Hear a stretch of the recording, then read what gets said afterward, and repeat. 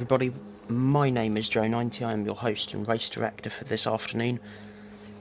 We are just about to get going with the LMP1 qualifying session before the start of the GTD qualifying session, which will be taking place in about 30 minutes time.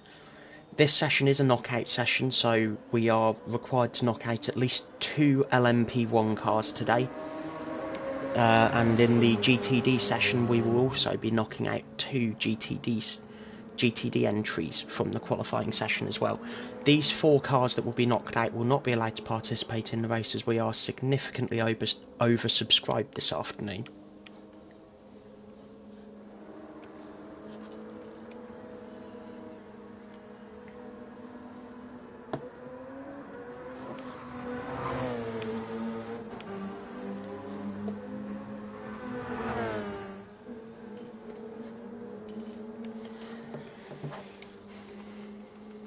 Time to tell the drivers that we will be starting in 2 minutes.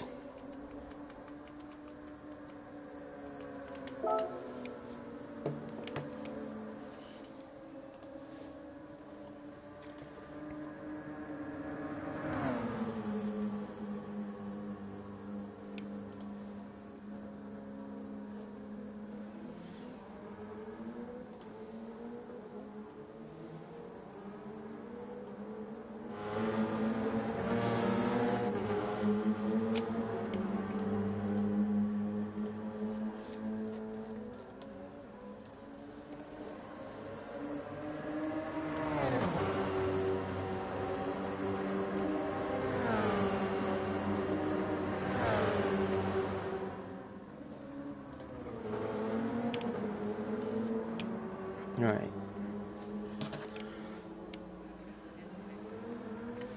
It is nearly time to get underway here at Spa. We have a full grid of Porsche 919s today. Unfortunately, the WSR drivers are a little bit preoccupied. They're both, I believe, currently at the Sim Expo in Hamburg for the weekend. So, without further ado, we will be getting underway very shortly. As usual, same as last week, if you do hear another voice in this call with me, that is Husky, one of the league owners at LSR, communicating to the drivers any race director's instructions that I have.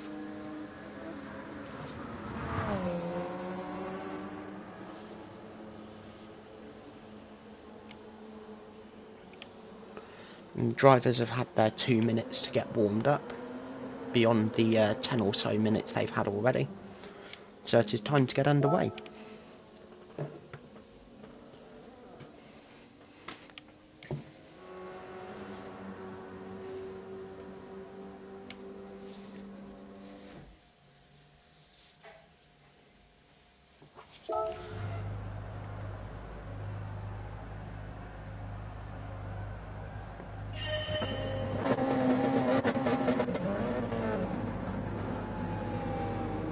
So here we go, we have quite a few cars heading out of the pit lane already.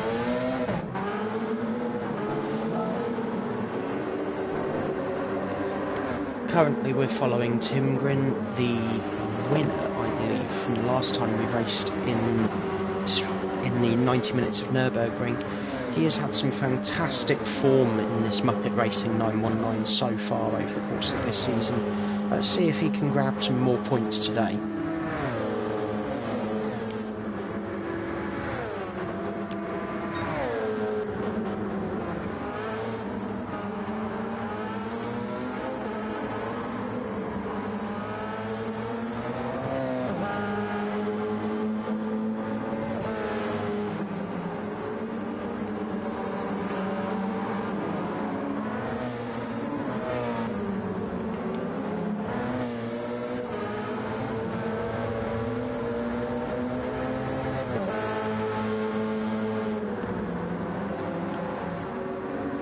Now on this outlap it's going to be quite critical with the current track conditions to get heat into these tyres, and most of these drivers will be acutely aware of the fact that the 919 is rather sensitive, similar to a Formula 1 car, to tyre temperature. The current conditions for this race will be cloudy with broken clouds later on and some sunshine. However, quite a large amount of the race will take place in these cloudy and slightly misty conditions.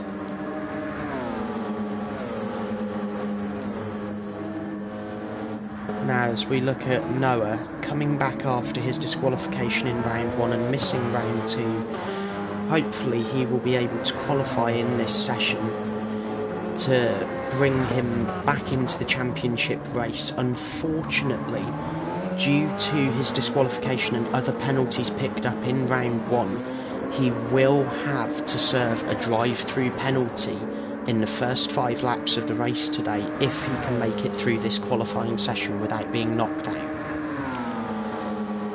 Now, as we see more cars coming up through the top of Eau Rouge, Sonic, Maynard coming through the top of Eau Rouge, now Tim Grin also, Natty following them all as well, a slipstream train forming, coming along the Kemmel Straight.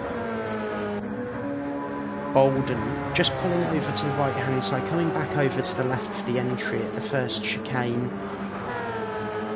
That looks really smooth from Bolden, really controlled, great car control through there, a little wiggle and a little run wide on the exit. Alvarado the same.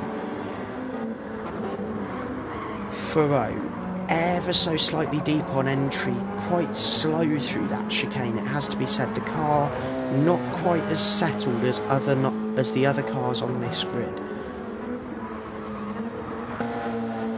Samper also just coming to the top of the Kemmel Straight now, going through that chicane as well, really smooth, really controlled.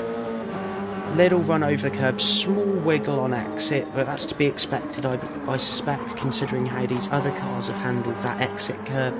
Coming down towards Ix now as we go back up to the leader, Noah, currently coming through the final couple of corners towards the last chicane. And he is going to open this session with, is it going to be under 2 minutes? He opens the session with 1:59.8. That could be enough that if he was to stop right now, he might stay on pole, and it's not. Maynard and Tim Grin jump him. Tim Grin setting a 58.8. That is extremely impressive around this circuit.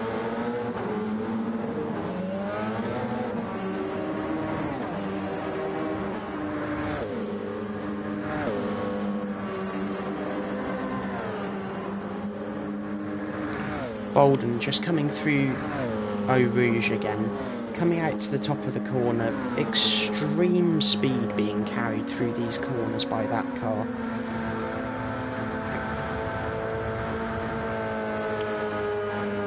Samper setting a 2:06 lap time, still not quite good enough to make it all the way through this qualifying session.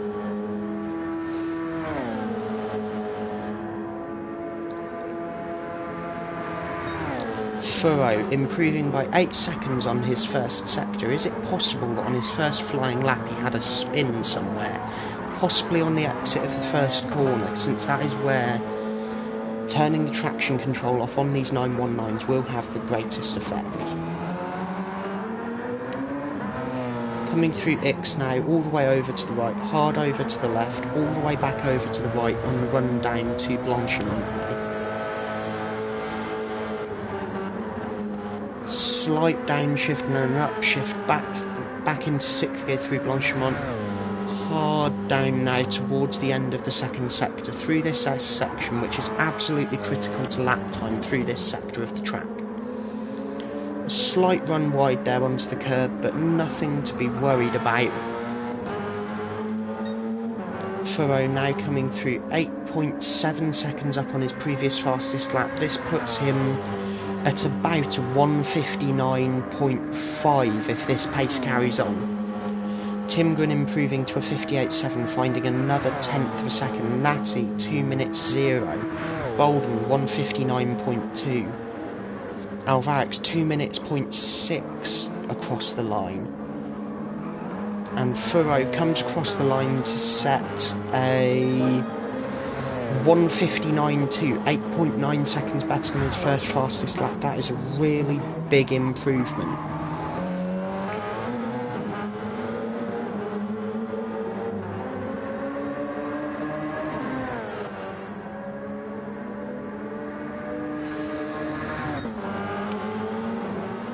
Now on board with Maynard, in the middle of a slipstream train here. He is currently 4th overall, 6.5 tenths off his teammate Timgren. However, Timgren is providing a big slipstream to Maynard through this lap. Will he improve over the course of this lap?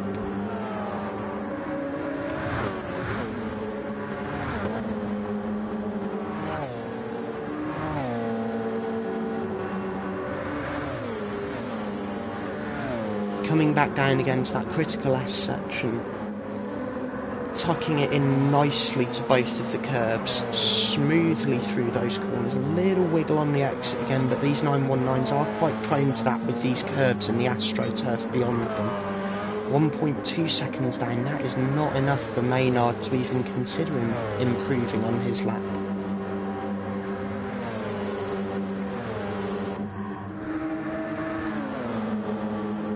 Sonic ahead of Timgren and Maynard. He's providing Timgren a huge slipstream into the final chicane, and Timgren runs wide. Timgren ran wide there at the chicane and is now stopped, waiting for a moment where he can rejoin safely onto the circuit.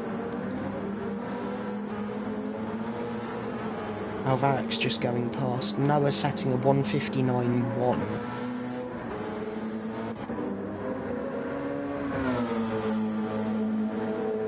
Alvarado setting a 2:04 lap time.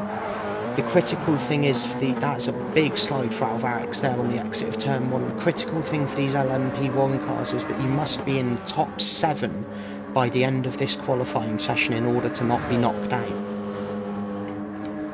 Currently there's about 4 tenths separating Alvarado from that critical 7th position.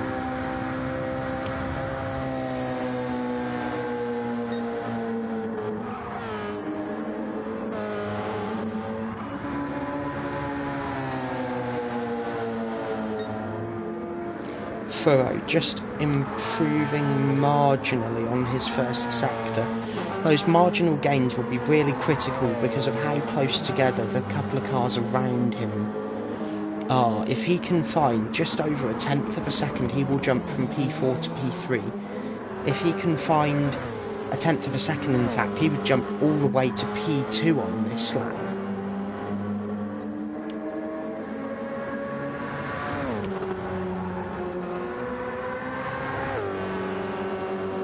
Furrow on absolute maximum attack through there.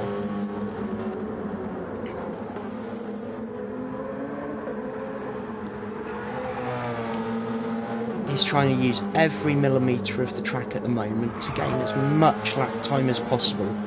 Coming through to the end of sector 2, 200ths down on his best lap, nearly 300ths down. Can he improve enough to make it up to P2?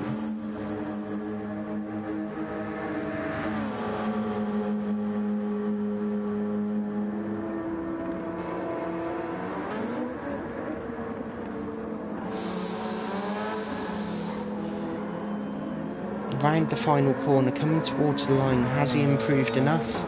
No, he hasn't. Almost 1/10 down on his best lap. The margins really are that fine in this top 4, top 5 group that a single slide, a single moment like that on the exit of turn 1 could be the difference between being in this top 7 and not.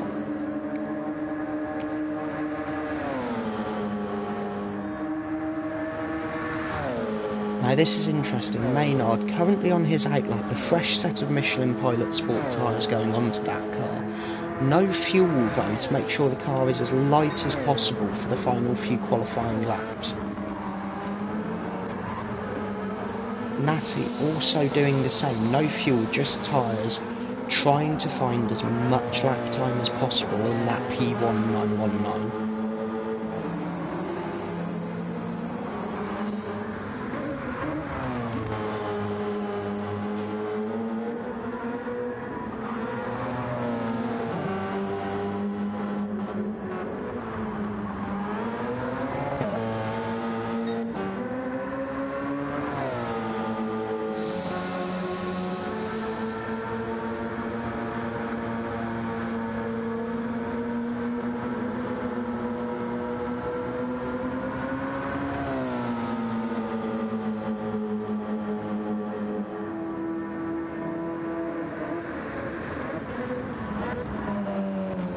Sonic just rounding through the final couple of corners, diving to the pit lane now. He's in the same position as most people in front of him on this qualifying session, where he is choosing to go for a fresh set of tyres and maybe a little bit of fuel, but I doubt he'll need any to get to the end of the session. Alvarado has also interestingly taken the option of tyres, but he's also filled the car up with fuel. That seems like an almost unnecessary step, considering you'd want this car to be as light as possible before the end of the session.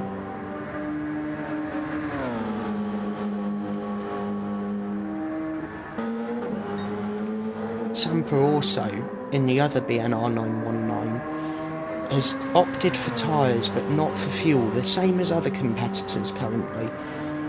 His fastest lap, a 2 minutes 0.673. That puts him almost 7/10 outside of the elimination zone right now. He really needs to find some lap time in order to safely get through to the race.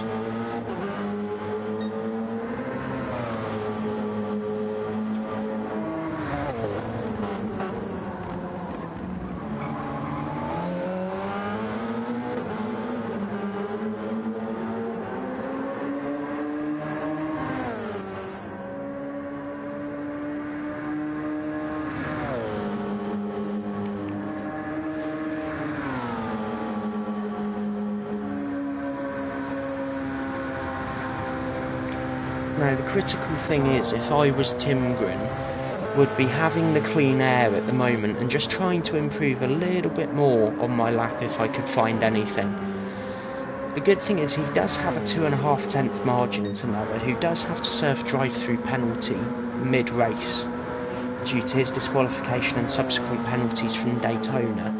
However, I would not be feeling comfortable if I was either of them, knowing that Bolden and Maynard and Furrow are all yet to set close times.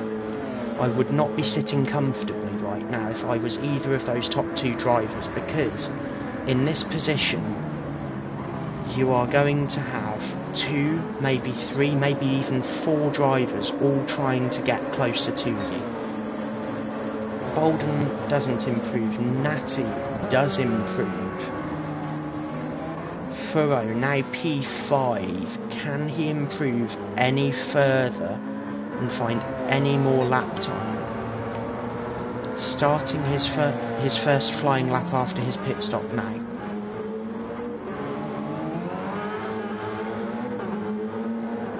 Coming down to Eau Rouge, Alvarado, 2 minute 0.2 lap time. That is still not enough to get into that magical 7th position.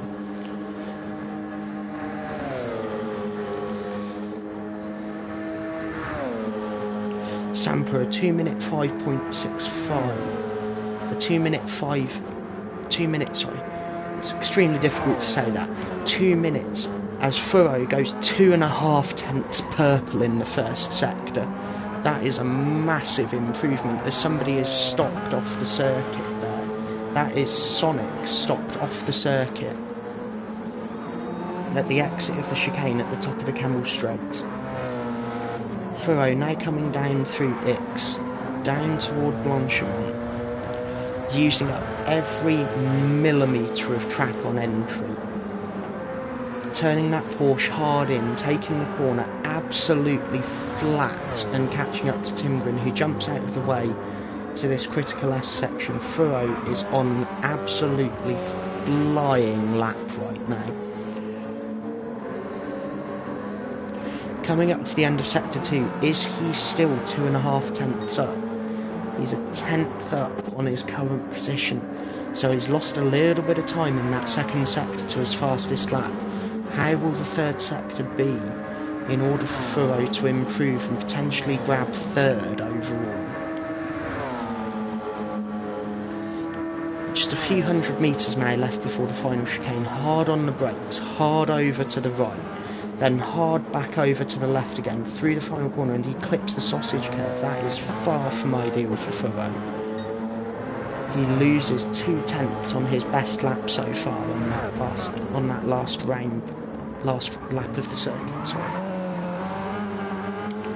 Maynard Half a second penalty still at risk. Sonic 7/10 off the back of Maynard.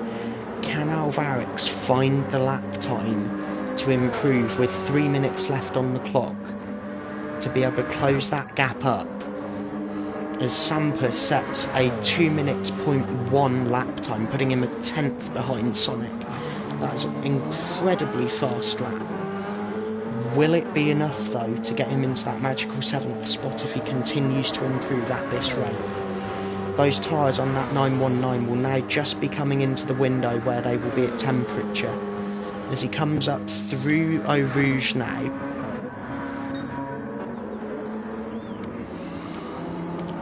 Sonic in that critical 7th place spot with the gap of 7/10 to Maynard. If either of the BNR 919s jump him in this qualifying session, he would likely be knocked out.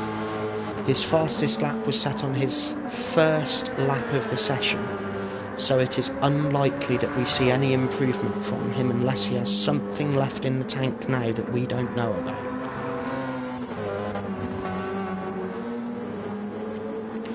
Just under 2 minutes left in this session. If I was in the position of the driver currently crossing the line, I'd be thinking that I will not be getting another lap in this session, nor will any of the other drivers. The next lap they set will be the final lap of this session.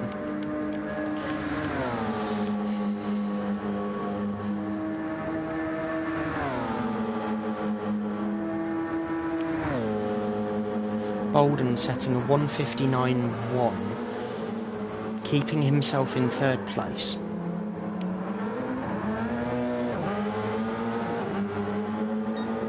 Sonic a 2 minutes .514, still not enough of an improvement to consider himself safe at this time. Sampa just coming through the final chicane now. Will he improve enough on this lap to make it to that vital 7th position? No, he doesn't. 7/100ths down on his last best lap.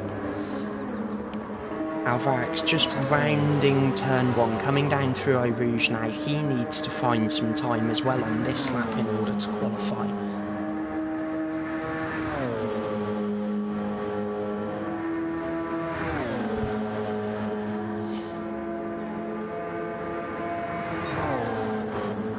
Alvarado 7/100ths up on the current fastest sector 1 through that sector on his final fast lap.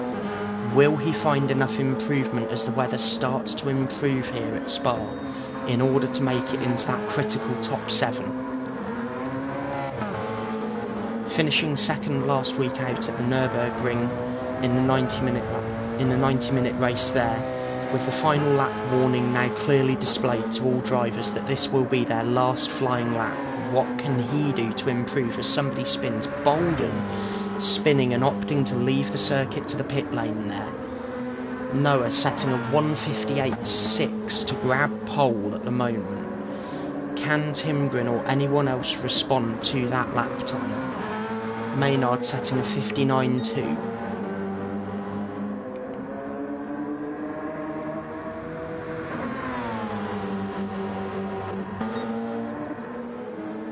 Sonic, the critical 7th placed car, can he improve on his previous best lap on his final attempt? No, he will not improve on his best lap. Cars starting to trundle round there, the P1 cars P4 and P6 overall. Coming to the line now, 2 more cars, Sampa coming through on his final flying lap. Not improving and being knocked out. Alvarado also being knocked out. Timgren coming across the line with a penalty.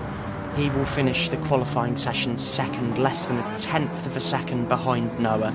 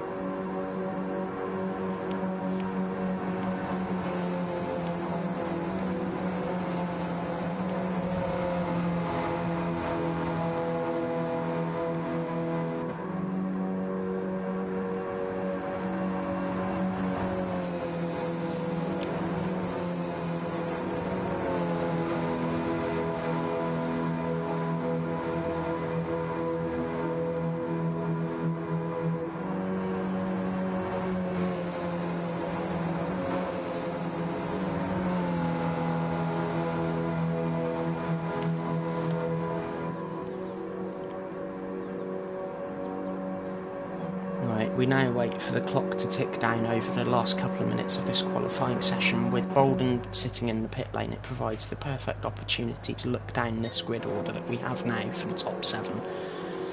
Noah taking P1, Timgren taking P2, Bolden in the Nexus at 919 P3. And there is the end of the clock.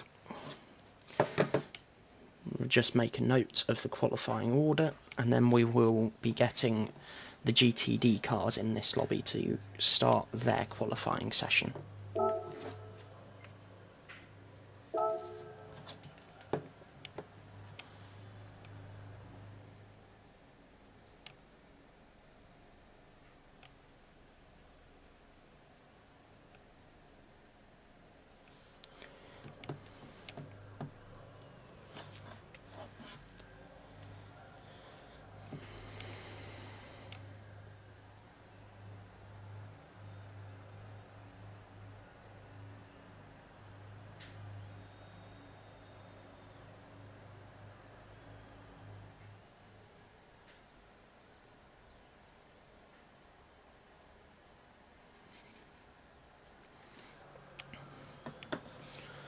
Right, Husky, can you hear me?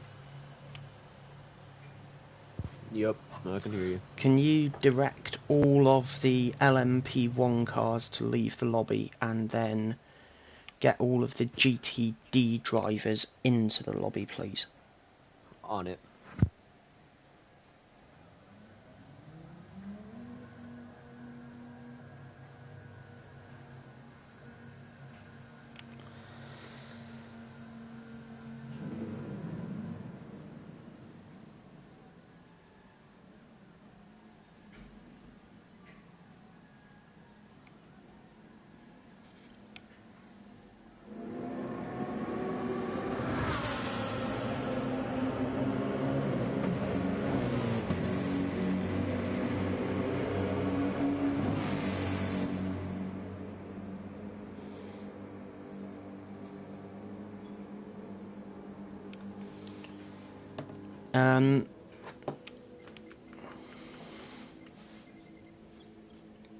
Right. Just Husky check Discord in a second.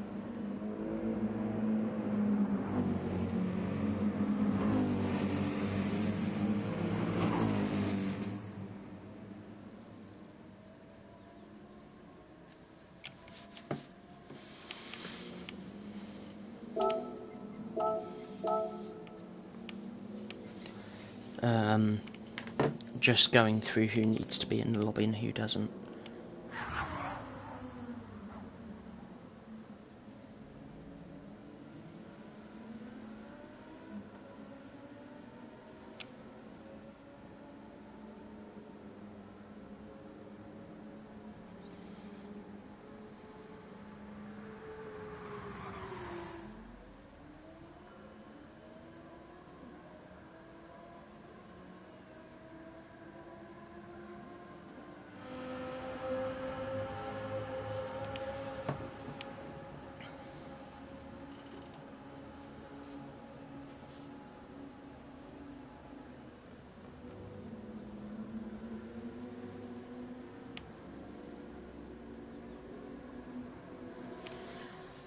Thanks to the guys in chat who are talking about my qualifying commentary. Sorry for not talking for the last couple of moments. We're just dealing with some issues on the server side and with the Discord server. Just trying to go through the right procedure currently.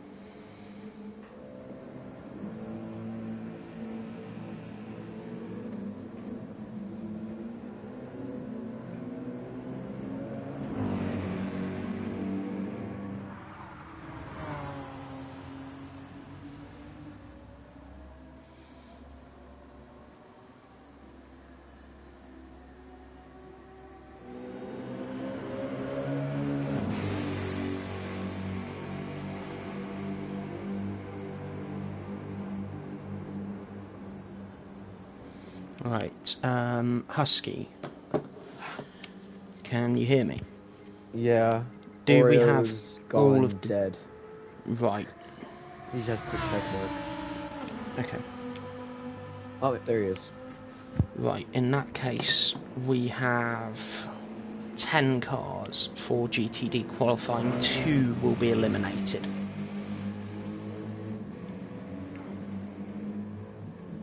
Can you just confirm that all of the GTD drivers are ready to start in the next 2 minutes?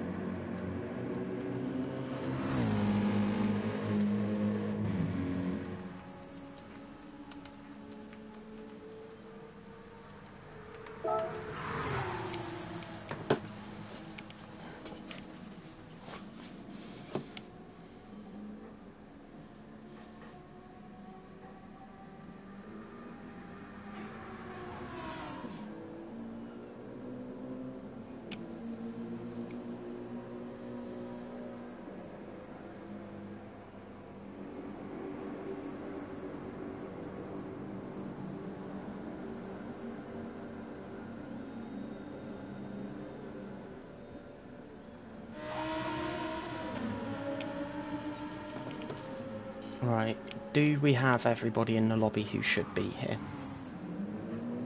Because somebody is joining. Why is Sonic joining? That is a question. Yeah, everyone's in here. I don't know why Sonic joined. Can you just...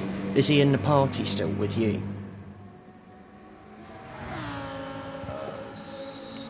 Yeah, I'll tell him. Yeah.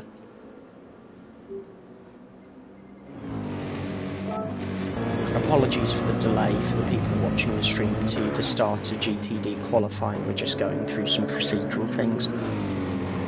Sorting out who should and shouldn't be in the lobby, as well as sorting out where the cut-off position is for this qualifying, as it is a knockout qualifying session.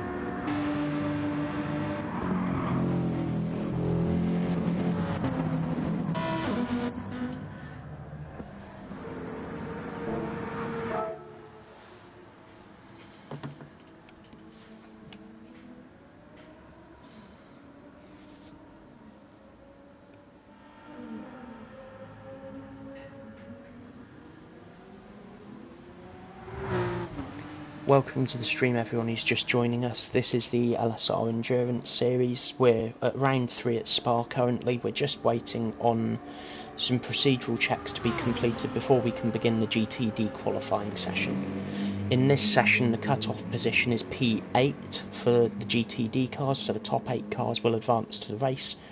The final 2 positioned cars will be knocked out and will not race. Going off of the last 2 rounds, this could be an incredibly intense and close qualifying session.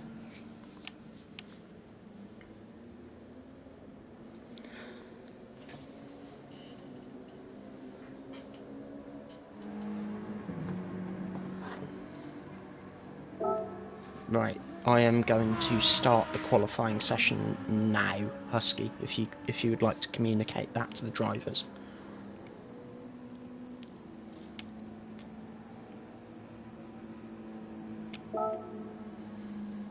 Yep, they've been alerted. Cool, countdown started.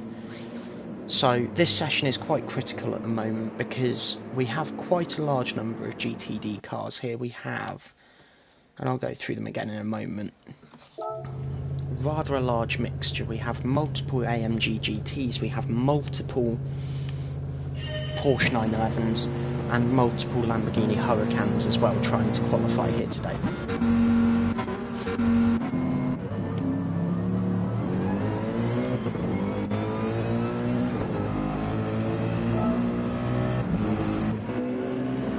So just currently on board with Yannick. This is a new entry for Outcast Esports, who ran one AMG GT last week at the Nürburgring. This week they're bringing a second AMG GT to the race.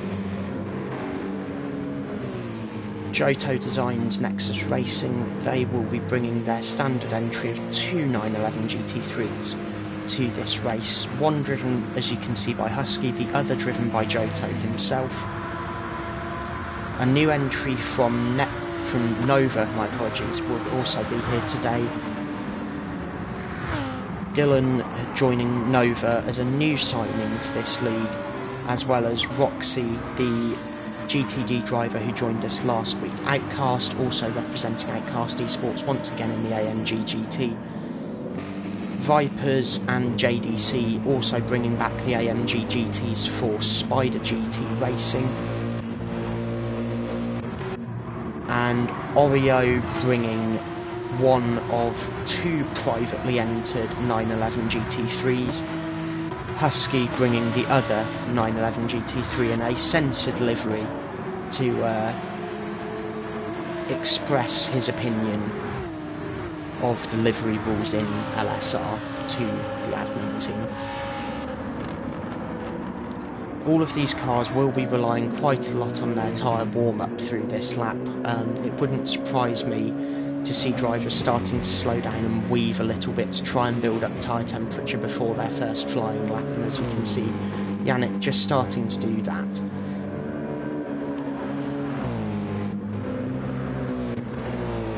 The top three cars currently on circuit, all AMGs, although I'm sure by the end of this session that will change.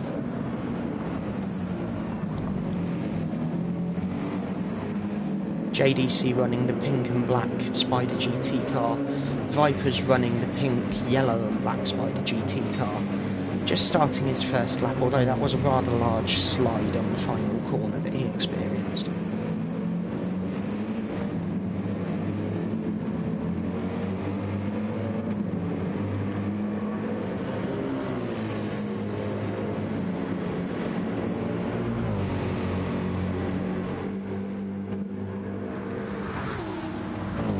Just coming through Eau Rouge now for the first time. It is rather cloudy and cold today here at Spa. Forecast calls for cloud and broken cloud for most of the race today. Vipers just weaving around again to try and build up that track temperature and tyre temperature more critically in this AMG GT. As we see Johto diving off of the track there on his first flying lap, getting dirty tyres, trying to take avoiding action from Vipers, who was weaving on the entry to that chicane.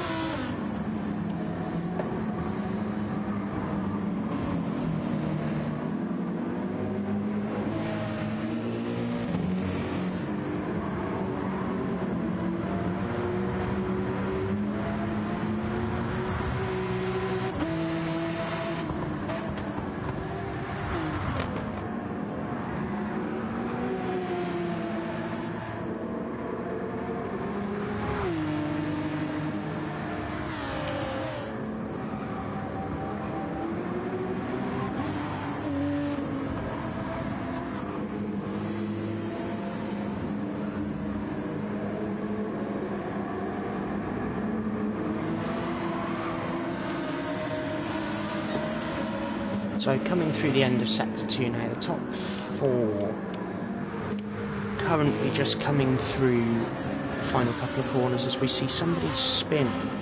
That is Oreo hard into the wall in the gravel trap. That is not what I would want as a driver right now. It is not ideal for his qualifying session as he exits to the pit lane. The first fast lap comes in from Yannick, a 2:17.4. Husky setting the next fastest lap, a 2:18.1. Vipers about to set the next couple of fastest laps. Johto and Dylan setting the next few fastest laps. Roxy as well. The cut-off here being P8, so those last two positions are critical today.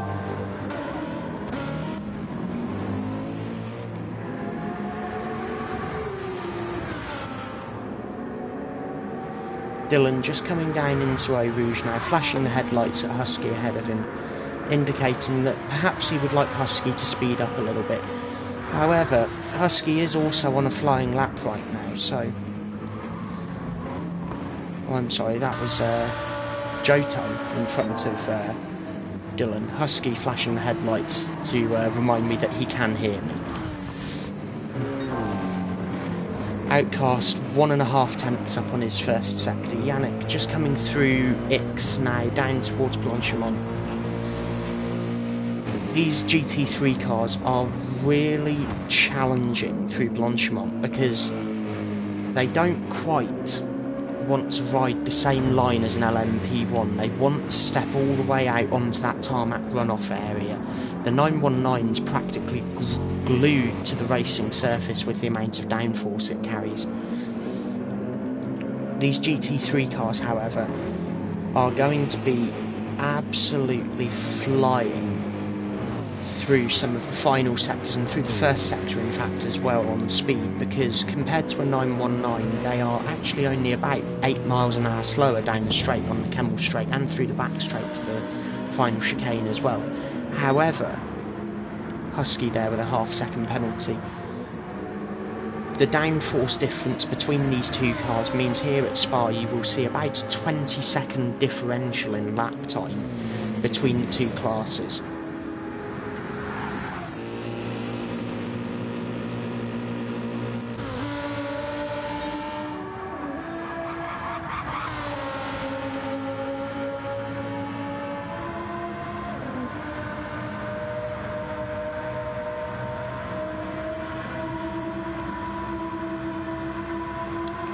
Few more lap times coming through there as we see Dylan jump all the way up to third. Who was that spinning there on the exit of the final corner? That was Husky having yet another moment through the first corner even, or possibly the other Nexus Porsche. JDC just coming up to the end of the first sector now. He has a half-second penalty. That shouldn't be a huge issue, but he will have to serve that before the end of the lap, so it will blunt any effort to improve his lap on the current lap that he's doing. Outcast returning to the pit lane again, perhaps for a change of tyres, as Johto has gone fastest to 2:16.5 on this lap. Running ever so slightly wide out over the curbing there, however, this will... Ooh, that is a half-second penalty there, and the same thing again. That will also blunt his lap time for this flying lap.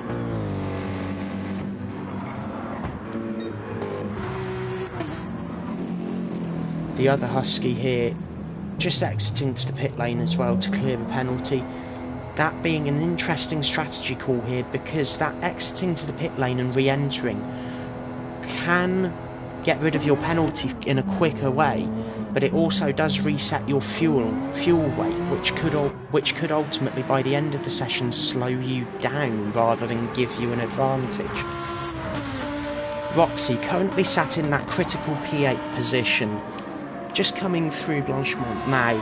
The real question is this with this Lamborghini is how much time can they find, because the Lamborghini, a bit of an odd choice compared to the Porsches and the AMGs of the other teams.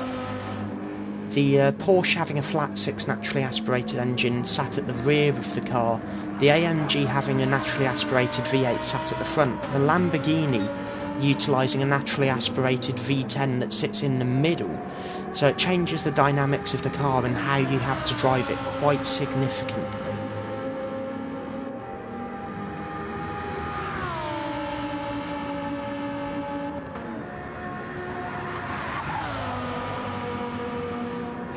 Quite a few cars committing to the pit lane now as we're nearing the halfway mark in this session. Both of the Nexus 911 GT3s are currently in the pit lane as Roxy comes round the final corner to finish this next lap.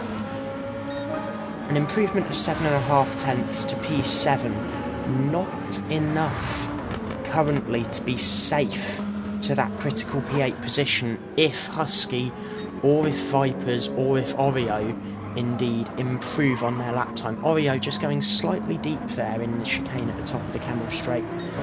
Vipers currently 7 tenths off of Husky in the 911 RSR. Still 2 tenths down on his first sector. If I was in this position now as a driver, I'd be on the radio or the team comm asking my teammate, I need a tow, can you find somewhere to give me a tow please? Because you have to play the team game to some degree in these qualifying sessions in order to be in with a chance of the team's championship. The critical thing here is that the difference between P8 and P9 is 7/10. The difference between P9 and P10 is 1.8 seconds. So Oreo really has his work cut out for him if he wants to get that 911 RSR into the top 8 and on this race grid.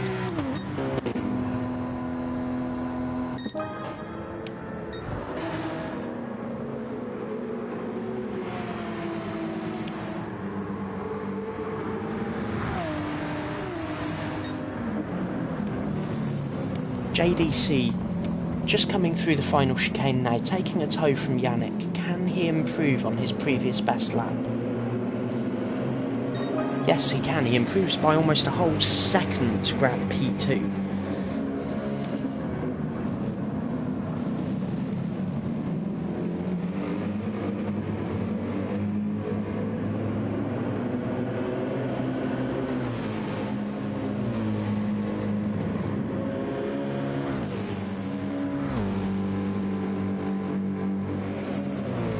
JDC now just coming to the top of Eau Rouge, just starting to catch up that tow to Yannick. Can he improve on the first sector as he slingshots past Yannick? This will be rather interesting, and he does. 600ths increase on sector 1. Yannick still P3 for the time being. Outcast just improving there slightly to P5, or to maintain his P5 even.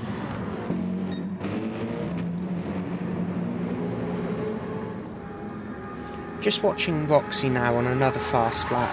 They appear to have exited to the pit lane and come back out to clear a penalty. My apologies, not a fast lap, an out lap in fact for Roxy here. Husk still P8, 7/10 difference to Vipers in P9. Oreo 1.5 seconds from Vipers now. That is still almost too far away from P8 to be possible to get into this race on the current pace of the other drivers in this session.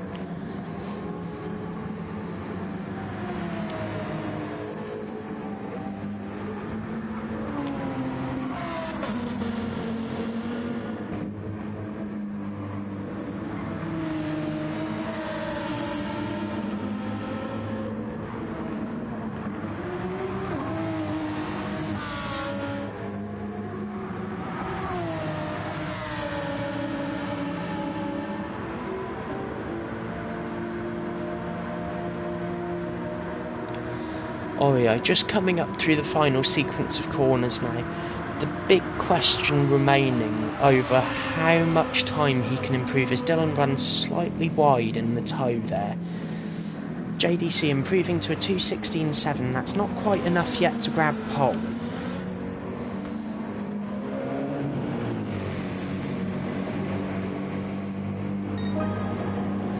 Oreo improving by 1.2 seconds to bring himself within 3/10 of Vipers in front, however, still not quite enough to get into that critical P8 position.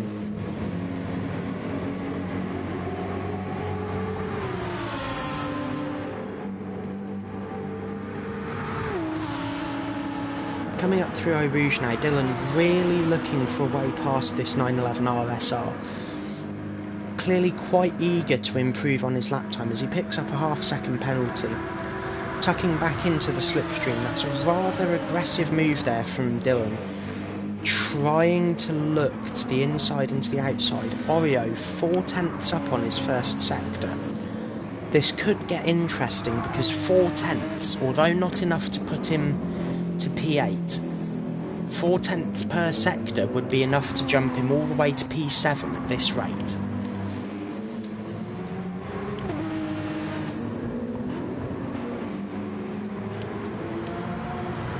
Five minutes left in this session. If I was a driver now, I would want to be coming across the line in the next 20 seconds or so to be able to have as much time as possible to finish 2 or even 3 more fast laps before the end of this session.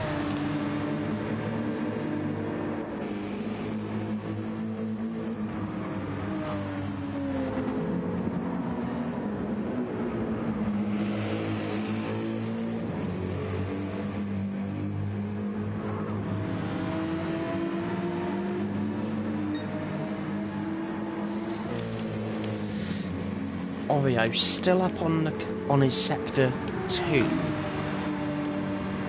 See if he improves any further here.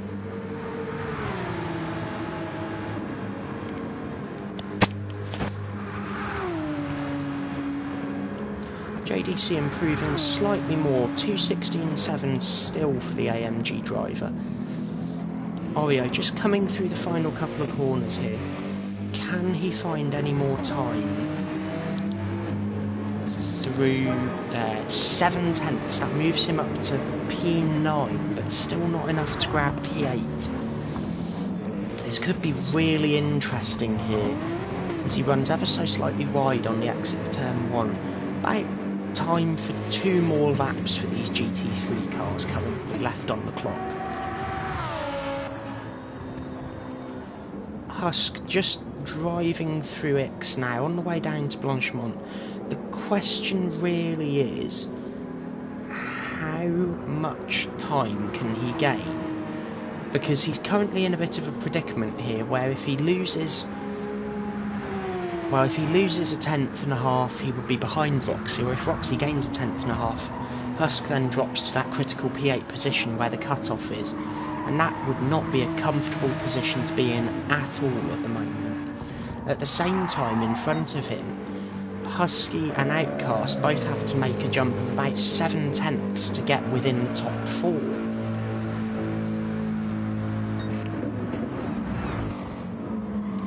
Yannick just coming down through the hairpin before X now.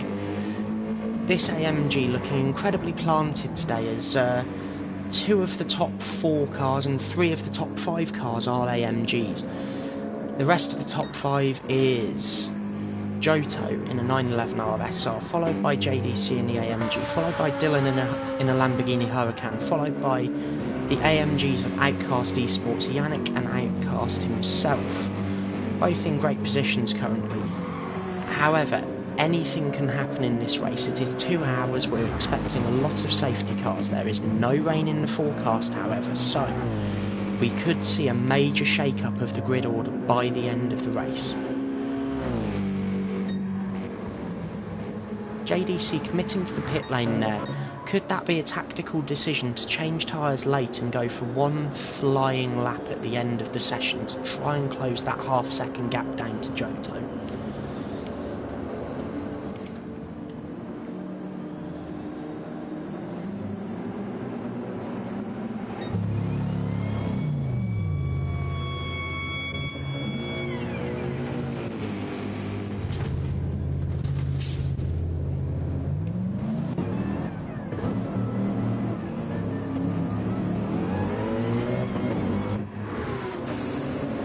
JDC seems to have taken that pit stop rather tactically there, and a perfect timing, it has to be said, for the Spider GT driver. His teammate Vipers is now immediately ahead of him and able to give him a tow for his final fast lap after this outlap. However, that slight twitch over the crest there at Eau Rouge will see a potential track limits penalty for JDC. Just coming down now to the chicane at the end of the Kemmel Straight, starting that run through sector 2 on his outlap. This really could be critical in terms of the qualifying performance of these Spider GT cars, whether JDC gets in front of Vipers and tows him, or whether Vipers stays ahead, gets knocked out of qualifying, and JDC stays where he is and grabs P2 or even P1, with Vipers giving him a tow through the rest of this session. The timer has just elapsed. I think Spider GT may have got this wrong a little bit here, as this final lap is going to be on an outlap for JDC with no opportunity to improve.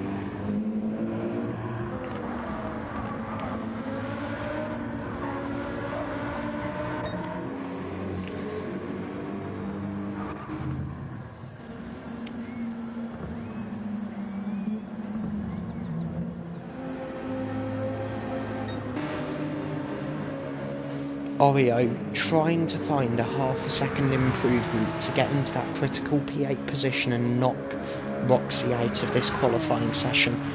Coming through the final couple of corners now, the final 500 or 600 metres of this circuit. Can he find the lap time before the line to make that improvement as he slides out the final corner? That is not what you would want. He doesn't improve, and he is knocked out of this qualifying session. Viper's also knocked out of this qualifying session in P10. Roxy P8, Husk P7, Yannick P6. Husky improving on his last lap to P5. Can he find more time coming into the final chicane in order to improve further?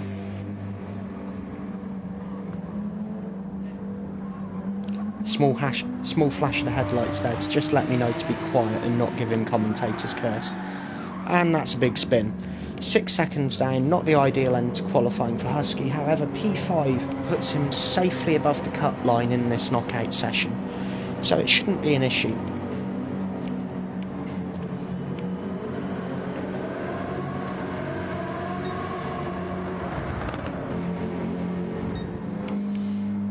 JDC P2, Johto on pole by 7/10 on that last lap, a 2:16.0. That lap time absolutely remarkable from the 911 RSR.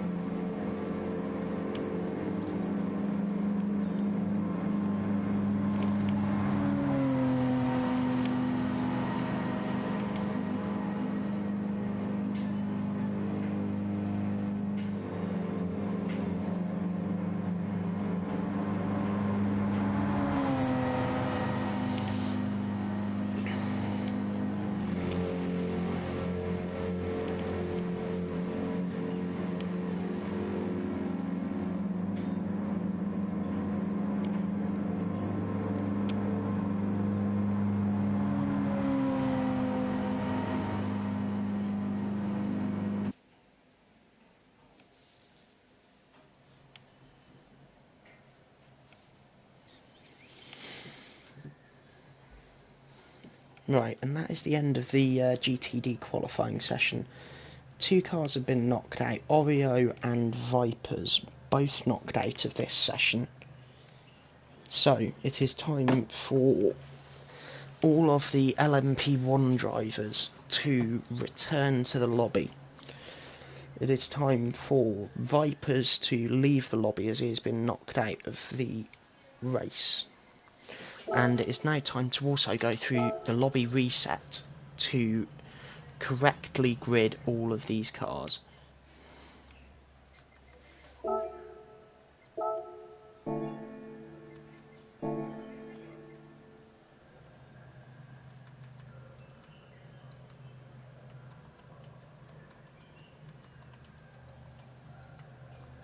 Husky, please could you communicate to the drivers that there will be a lobby reset once everybody is joined so that I can correctly grid order everyone. I can't hear if you're answering, by the way. I think you're still muted for me. Yeah, I got you. Thanks. I just told them. Thank you. But you said once everyone joins? Yeah, once everyone joins, I can't change the settings while people are loading in. I need everyone to be in the lobby. Gotcha. Do they need to be check marked or no? No, I just need them in the lobby and not loading in. GT7 is rather funny in that sense. It doesn't like it when you have to go to a... somebody's still loading. We have, 16 cars in this lobby.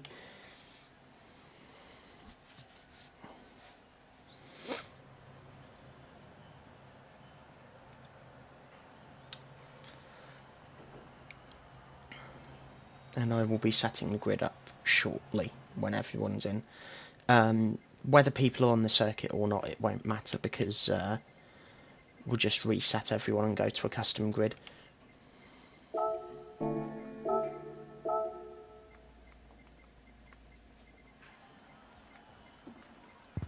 Noah's just disconnected from both the call and the lobby, so Okay. Got to give him time to rejoin.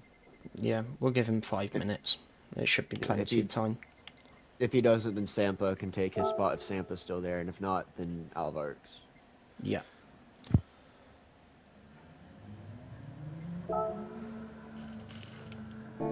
Yeah. I'd appreciate it if you could communicate to the guys in the lobby to please hit the checkbox on the enter so that I can get them in the correct grid order.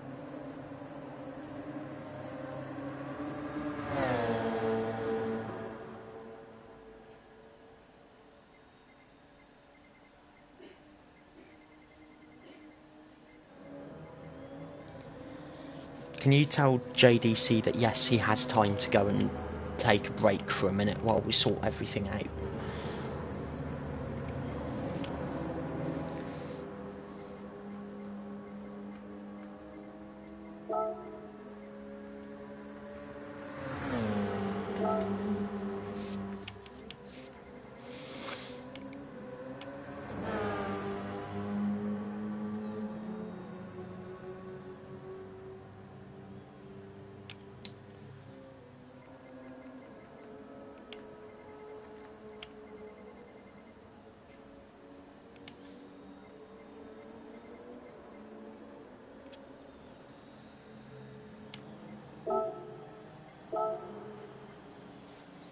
Right, I'm just going to start by getting the grid split by class, and then we'll work out actually where people are.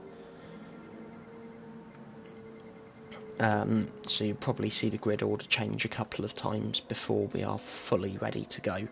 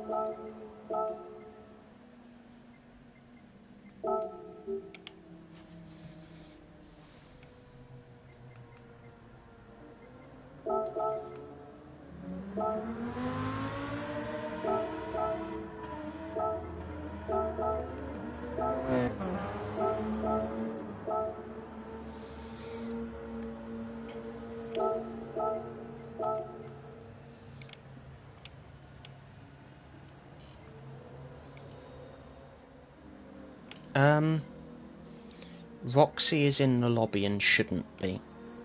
Well, no, they should be. Sorry, I'm just being blind. I'm trying to get the race grid sorted, and it's confusing me. Noah's joining up now, so should be good. Okay.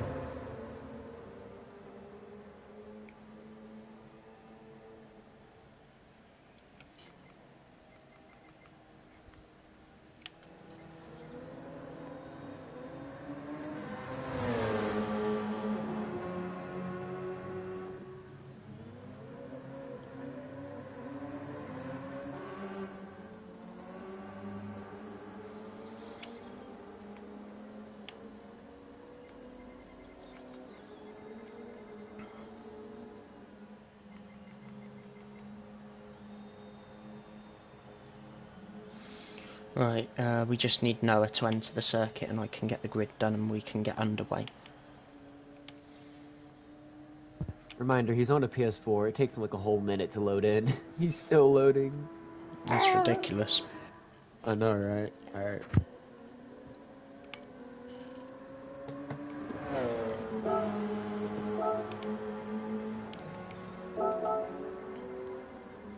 Right, so for the people currently watching the stream, we're just sorting the lobby order out now since we've just gone through knockout qualifying.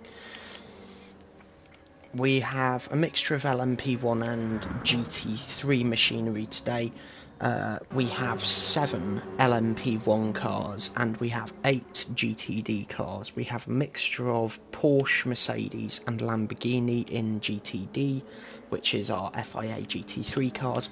And in LMP1 we currently have a one make of Porsche 919s, as WSR have attended Sim Racing Expo as opposed to being here.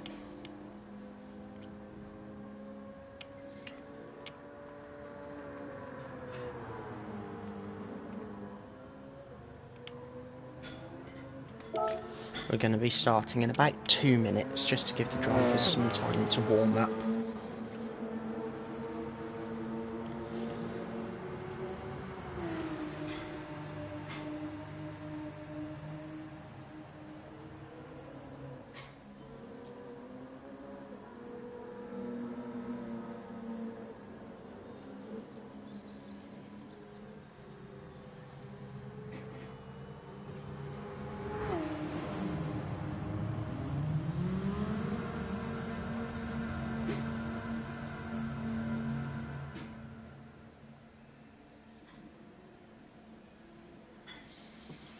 Right, the drivers now have 1 minute before we get underway, so if they aren't ready to go, now would be a good time.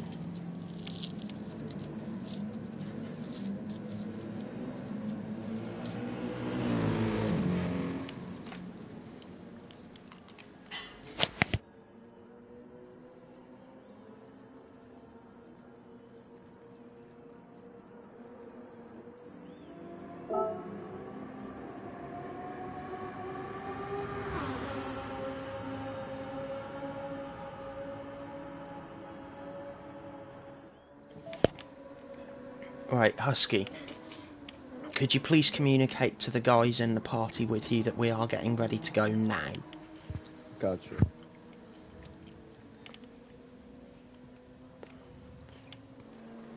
For those of you watching the stream, we have the split of 7 LMP1 cars and 8 GTD cars.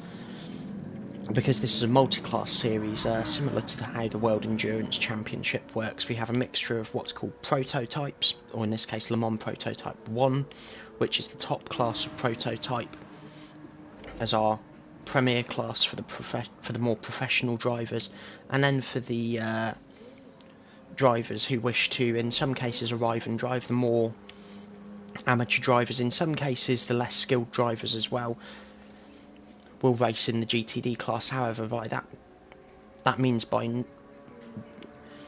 brain English would be helpful, thank you very much. That by no means says that those drivers are either slow or unprofessional. It just means that compared to the pace of the LMP1 drivers, if they were put in equal machinery, there would be a gap. And with that said, we shall get underway now.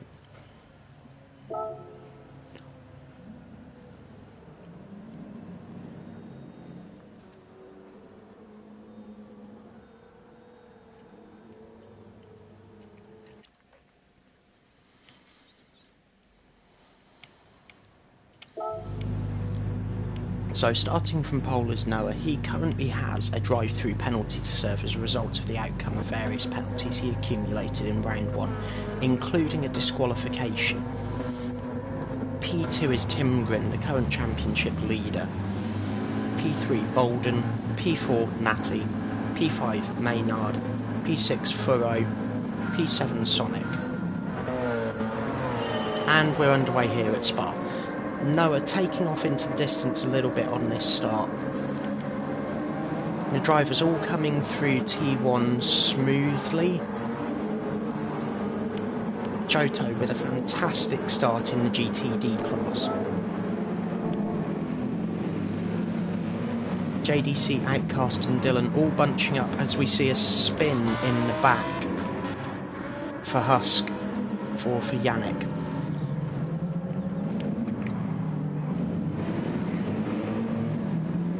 Yannick rejoining the circuit, Husk going round the outside of him. That will not be a safety car, as Yannick did not lose significant time and has re-entered the circuit safely. Husk has rear damage, Roxy has nose damage immediately off the start there. As we look further up the GTD grid, Dylan and Outcast and Husky are all in one large pack. JDC leading that pack as well. Johto starting to pull away already. As we look further ahead into the LMP1 field, they're all starting to come back down the hill again. Natty with a half-second penalty. Bolden following Timgren, following Noah, who leads at this stage. Timgren really applying the pressure here in order to widen his championship lead.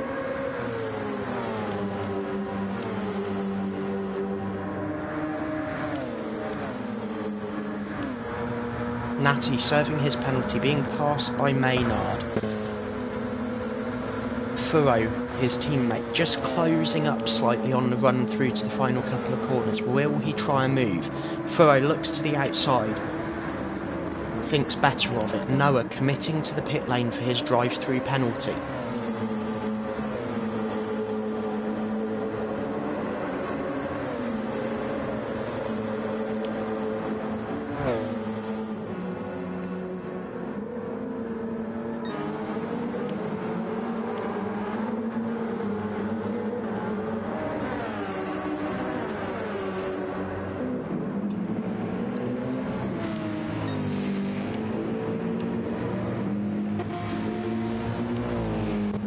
Joto and the GTD cars will come out just behind Noah after he's served that drive-through penalty. A 20-second drop from the lead all the way to P7 in LMP1. He's going to have a lot of time to make up now. Joto still being chased closely by JDC. Outcast leading that pack now with Dylan and with Husky coming through. Roxy still with nose damage after that light contact with Husk at the start. Yannick also spinning at the start, however, no damage to that car.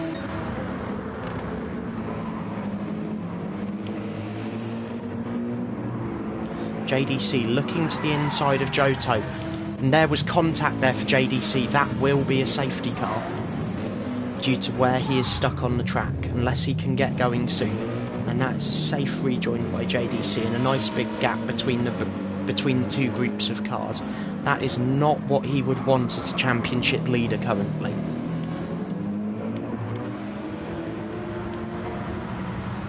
Husky coming through the first couple of corners of Sector 2, coming downhill now, trying to close that gap up to Dylan and Outcast.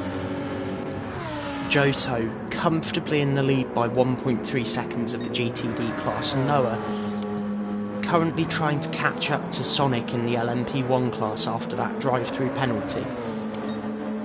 Furrow and Natty currently running P4 and P5 for Project 1, trying to keep up with the Muppet Racing car of Maynard.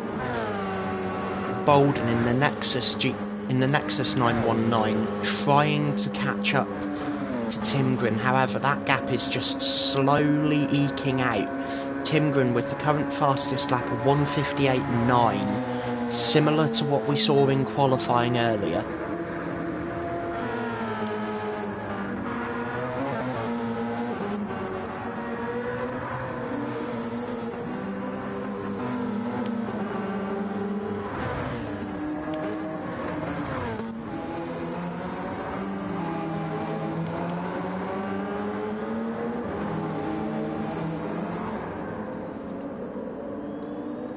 These 919s are all about high-speed cornering, and as we come down to one of the highest speed corners on the circuit, you'll see just that, 150 miles an hour at the apex, 160 miles an hour leaving the corner.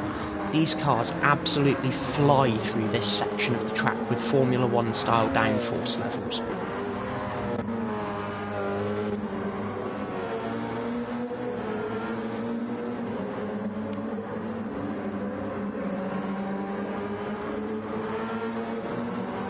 Sonic just coming through this second sector, towards the end of the second sector now, a small twitch on the exit of the corner, 2.5 improvement on his previous lap. Noah also just coming through to the end of the second sector now after that penalty earlier. Joto still in the lead comfortably of GTD. Outcast P2, Dylan P3, Husky P4, JDC P5 with nose damage after a spin. Roxy P6 after nose damage with nose damage after contact with Husk. Yannick P7, Husk P8 with rear damage after contact with Roxy. Timgren still comfortably in the lead here at Spa.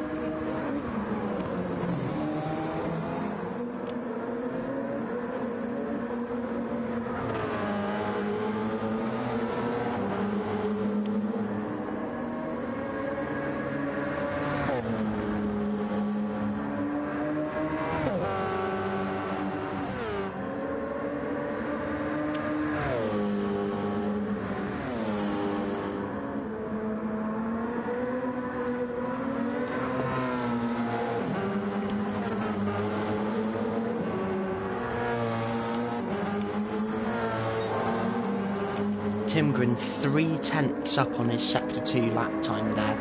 This is going to be an absolutely flying lap from him.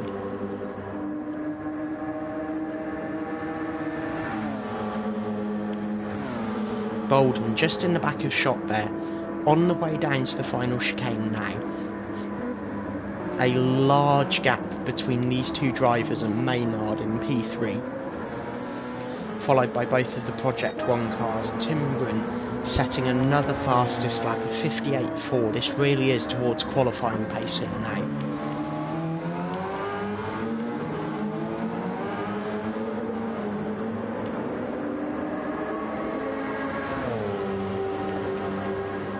Coming down through Eau Rouge again, this could be really interesting for Timgren here as the leader. He is 2.3 seconds ahead of Bolden currently, however. Bolden just opting to run slightly different lines on the straights and in the corners to Timgren. It's clearly working as he's half a tenth purple in the first sector.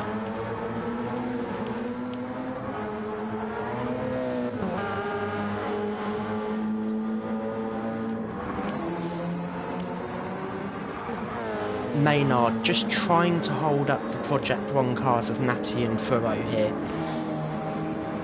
for his teammate. The question is now, if I was in Maynard's position, do I continue trying to push and close up to my teammate, or do I try and hold up those two Project 1 cars in hopes that if we get a safety car they don't manage to jump him on the restart?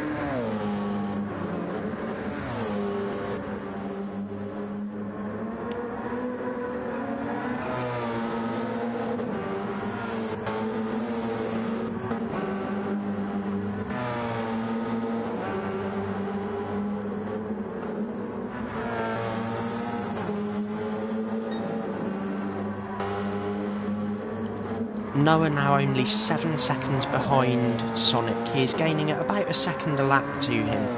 However, at this current rate, he will not close that gap up to Timgren in front in the lead. Johto, a half-second penalty for him, coming along the top of the Kemmel Straight now into the chicane. That track limits penalty more than likely for something at Eau Rouge. Outcast now 3 seconds behind Johto. Dylan 3 seconds behind him. Husky 6 seconds behind Dylan. JDC 2.2 up, 2.2 seconds behind Husky, still with nose damage. Yannick 4.8 seconds behind JDC.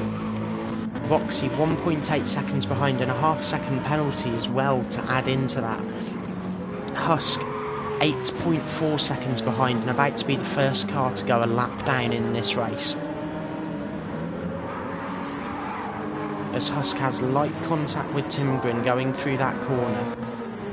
This will be something to keep an eye on as he is struggling keeping that car pointed in the right direction.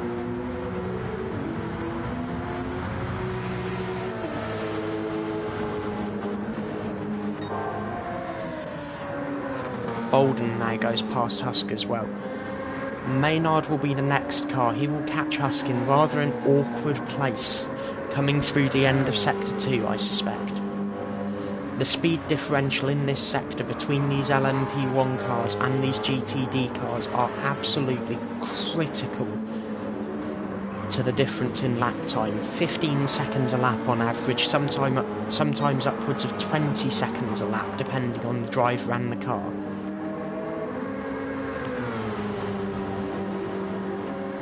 Husk serves his half-second penalty. The next car to come past will be Natty, followed almost immediately by Furrow as well. Husk just coming through the final couple of corners now towards the chicane, staying to the right-hand side for Natty. Natty clears him round the outside, as we see Timgren starting to clear Yannick as well now, as well as Bolden coming up to Yannick. Timgren with a half-second penalty for track limits, now also closing up to JDC. This should be a relatively easy pass because of the difference in downforce between these cars. Timgren looks to the outside and is past JDC onto the Camel Straight. Bolden is now catching JDC and will likely get him, like I said before, in rather an awkward spot. Spa for these LMP1 cars is brilliant for racing, but it's rather difficult to lap people on pace alone. As Timgren goes off, Timgren went really far off the circuit there and Bolden leads. Does Timgren have damage? No, he does not. The question is, what caused him to go off the circuit there? Did JDC or another car tag the LMP1 leader? As we see Yannick picking up a half-second penalty for track limits. Roxy coming through it. Sonic has already passed them. Bolden leading the race now for N3XUS, coming up on Dylan. Timgren with the half-second penalty. This could be really interesting as the race plays out due to the pace differences between these cars.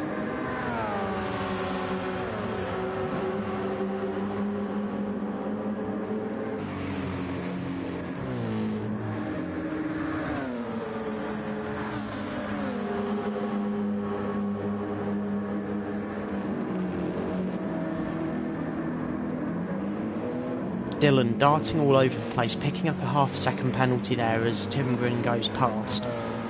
Maynard will be the next car to catch up to this small group of LMP1s and the GTD. 4 seconds is the gap now between Maynard and his teammate Timgren. Natty 7/10 and closing behind Maynard. Furrow 3.4 seconds behind Natty. Sonic 3.5 seconds behind him. Noah 3.5 seconds behind them as well. This could become really close here if we get a safety car.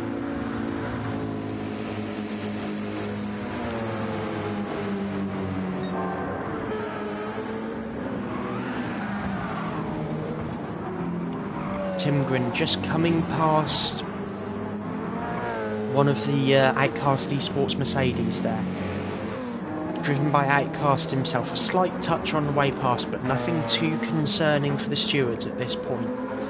Bolden still comfortably leading by almost 3 seconds. Timgren 4.3, 4.4, 4.5 second advantage. 5.2 second advantage over his teammate. And Outcast has damage now as well as a result of that. That will be a safety car.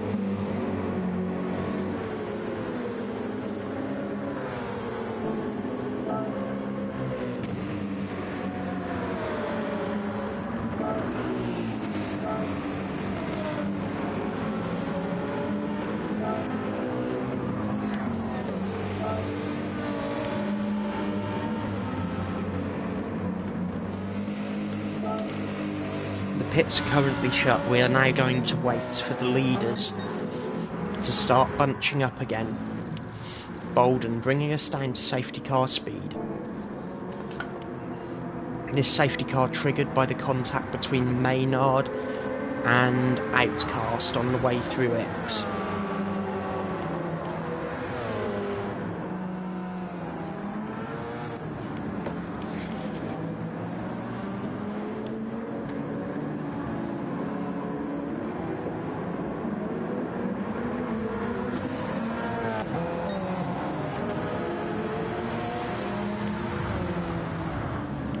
All of the cars now will start to bunch up as they all catch up to the leader.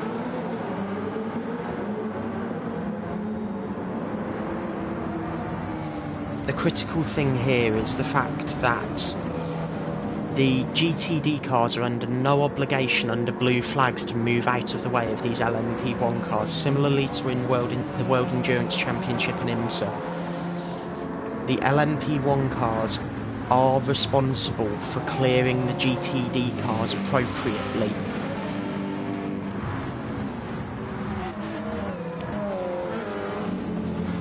We'll be under safety car for at least another lap here so that we can get all of these cars back into the right order and get the pit lane open.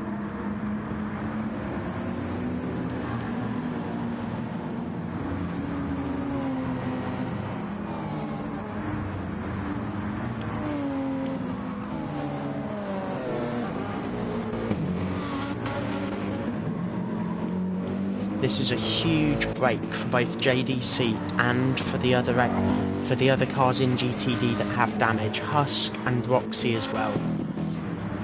Outcast will have an opportunity also to fix his damage.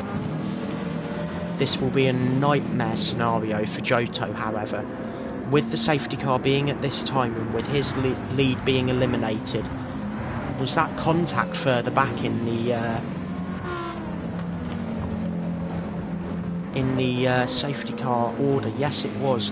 Noah dropping behind his teammate under safety car. Dylan now has damage. His Nova teammate now behind him. Outcast now has damage as well to the nose and the tail. Pit lane open this lap? Pit lane open this lap? Yeah. Question? Yeah. Right.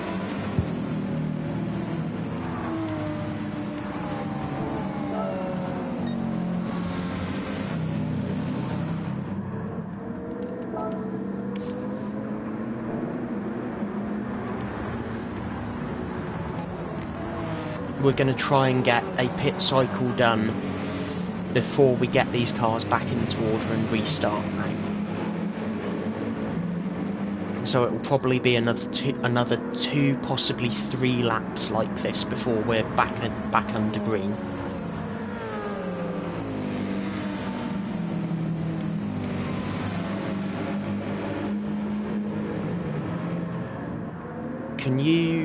Husky, can you pass a message to all drivers telling them to fan out and follow less close under safety car, please?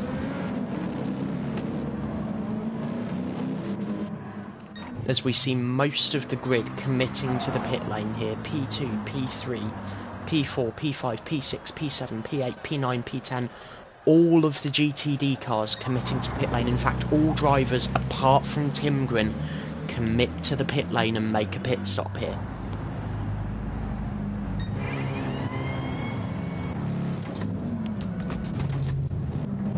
Furo electing tyres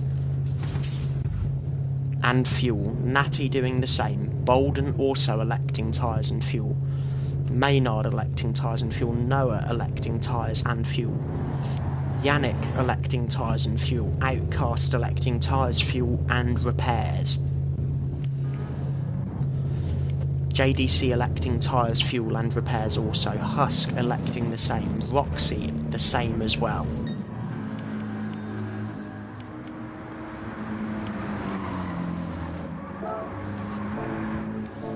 In a moment, Husky, please can we have the leader slow down to 100 kilometers an hour?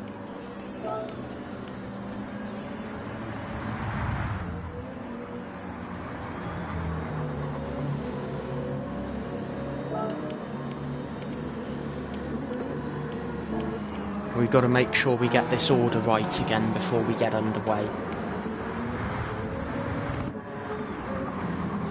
We do have some LMP1 cars mixed in with GTD cars.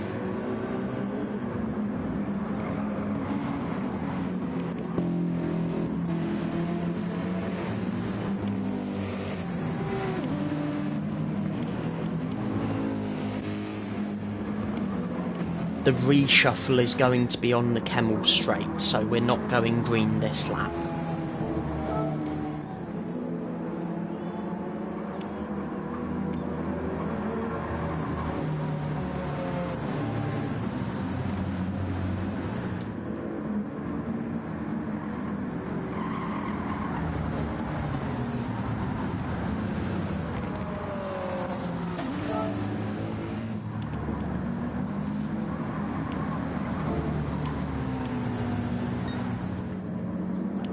Husky, please can you just communicate to the LMP1 drivers again that they need to be following less closely under safety car.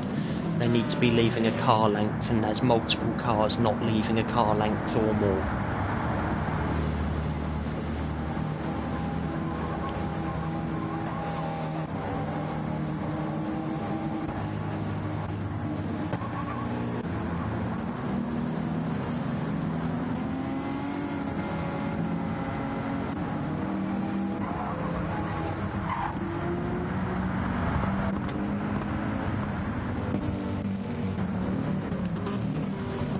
Right, all cars are on the correct lap to the leader in their class, so there is no wave around.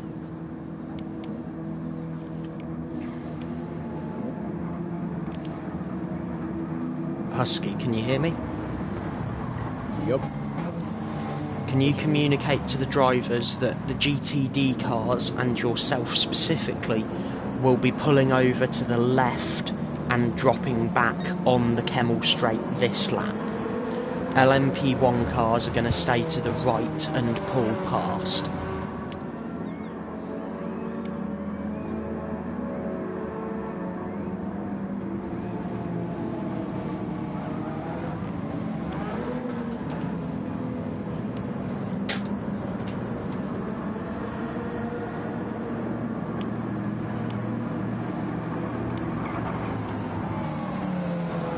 The current order is Timgren, followed by Furrow, followed by Sonic, followed by Bolden, followed by Natty, followed by Maynard, followed by Noah, who's been extremely helped by this safety car that has brought him back into the hunt. However, he does have to now pass 6 cars in order to retake the lead after his pole position.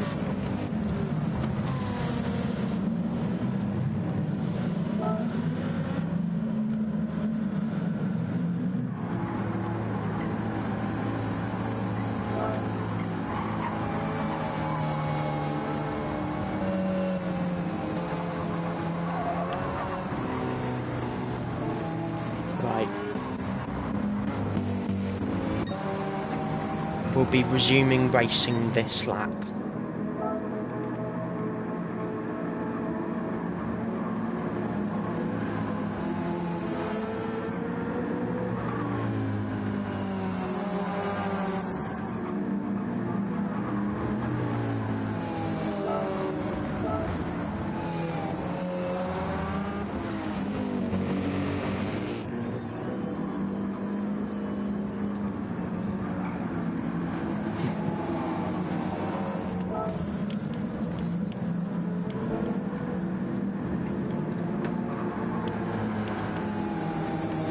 So now we're going to get the drivers all correctly in the order that they need to be, which they are. The GTD cars are all in the correct order. Everyone is on the correct lap now as well. Timgren elected not to stop under safety car. That could be an error, that could be a strategy masterstroke, as everyone behind him has better tyres, however, also has more fuel and therefore more weight in their cars.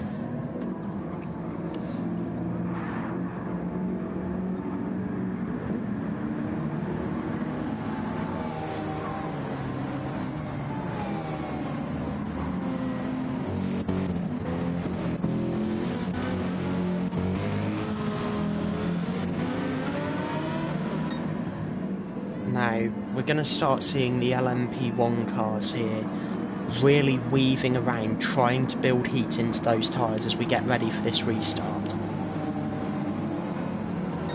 They will go through the timing line, through the final chicane, and through turn 1 before the restart. The restart zone on this circuit is just after turn 1.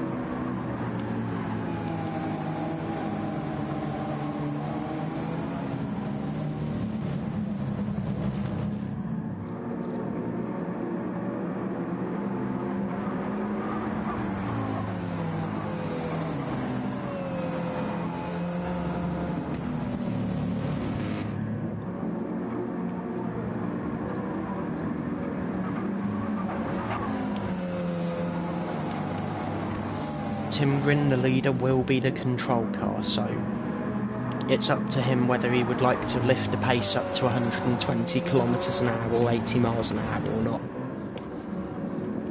Currently he's staying at about 100 kilometers an hour, which is absolutely fine for what we're looking for here today.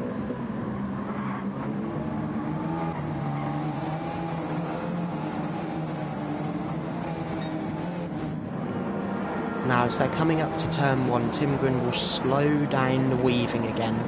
In just a moment, all the drivers will come back into line and get ready to go for this restart.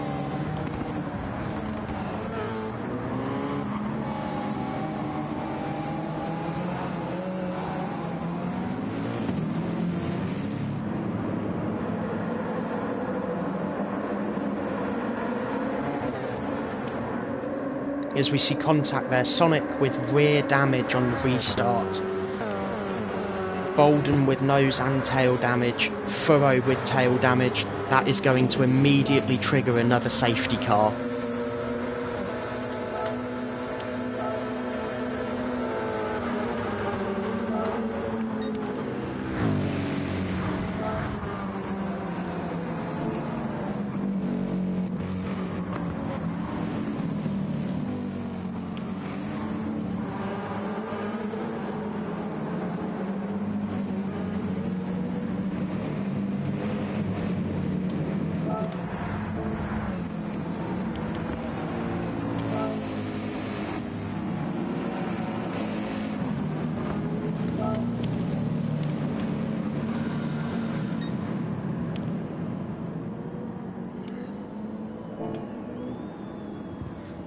Should we open it up this lap since everyone's already grouped together? Yeah, we're going to open the pit lane again, yeah. Alright.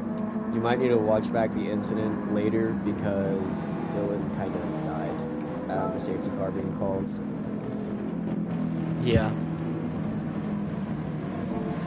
He also has nose damage, so I'm looking to see who has tail damage, because it looks like well, none of the GTD cars have tail damage, so it looks like he might have gone across the camel straight into the inside barrier. Right, okay.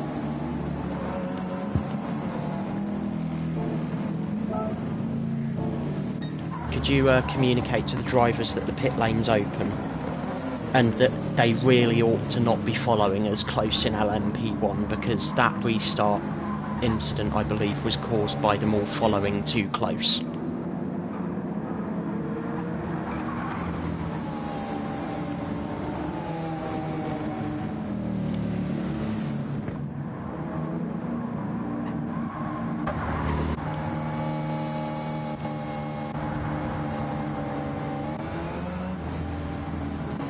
Furrow has rear damage, Natty has no damage, Noah has no damage, Bolden has nose and tail, Sonic has tail, and Tim Grin just has worn tyres.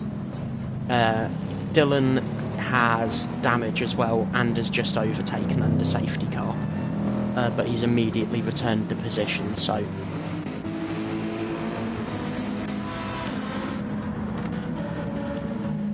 This could be interesting. Pit lane is definitely open.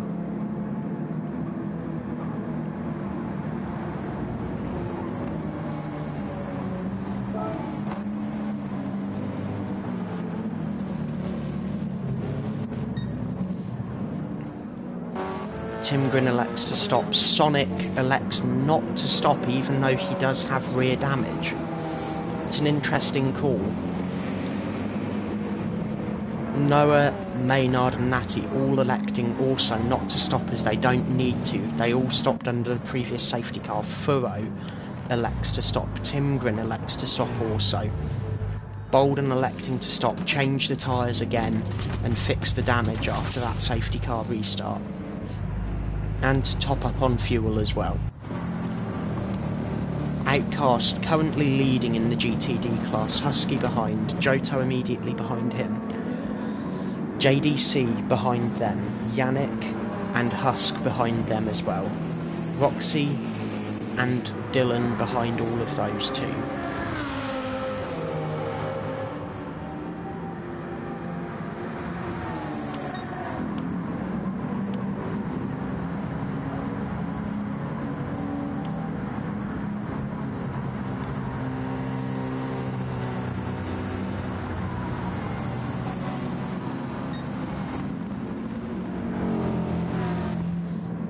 Right now we're under safety car after an incident on the last safety car restart.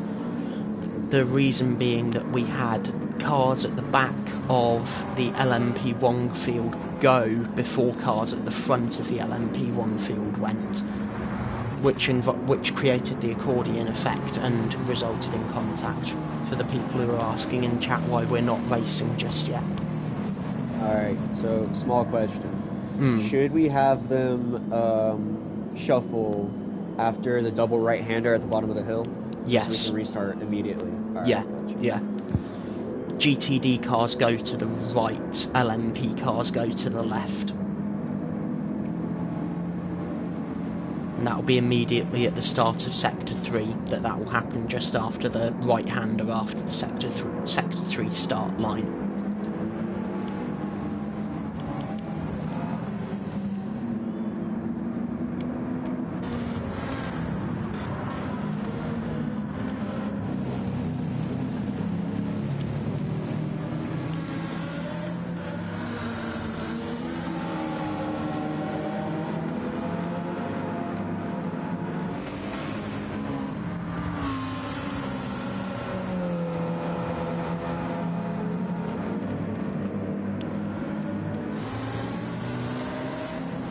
So we're just about to do the shuffle. Husky, have you communicated to the GTD drivers that we are about to shuffle through the grid? I can see that you have, thank you.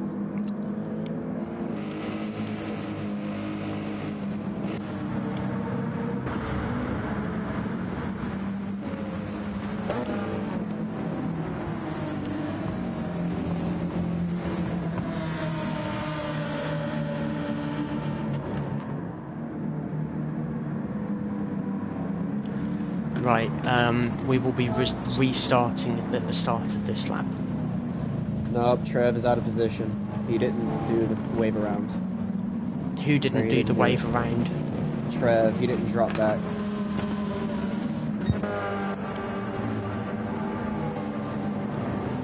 Outcast, yeah, he needs to drop back.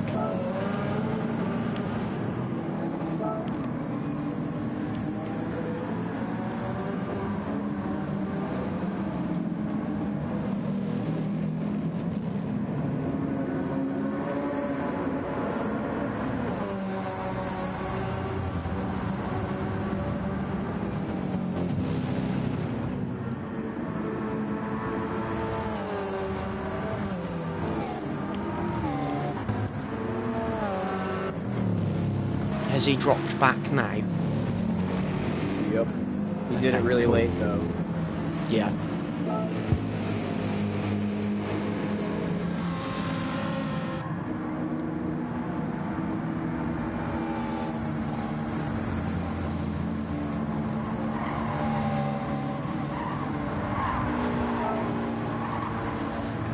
Race will resume end of this lap.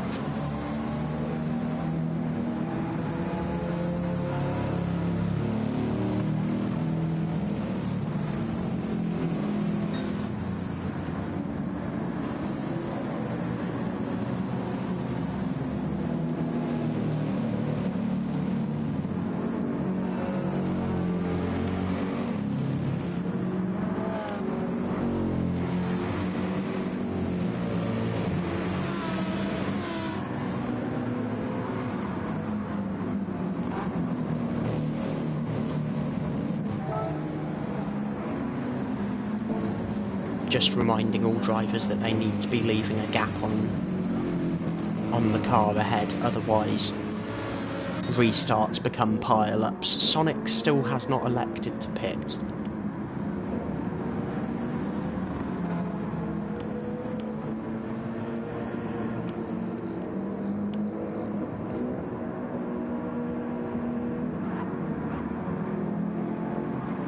Maynard P3, Natty P4, Bolton P5, Timgren P6, Furrow P7 in LMP1, Outcast P1 in GTD, Husky P2, Johto P3, JDC P4, Yannick P5, Roxy P6, Dylan P7 and Husk P8.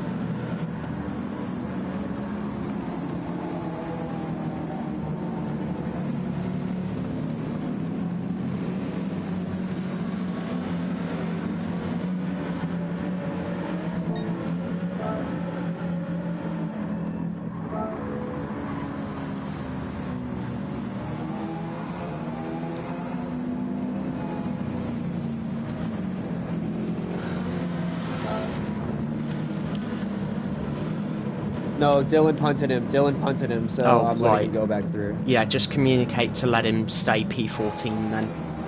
Yeah, that's what I told him. Let's see if Dylan listens.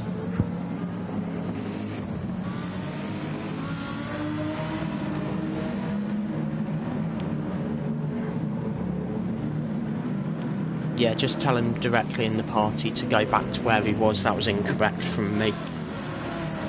Yep, done so. I can't see if they've done it or not. Yeah, they have. I'm watching them. So, flip back up to the LMP1 leader now. Sonic's the control car for this restart. He does have tail damage, so this could be interesting. Drivers have been reminded to leave a gap on safety car restarts, which the LMP1 drivers as usual are ignoring. They're going to roll through turn 1 and then restart, just coming down to the start zone for the 24-hour circuit.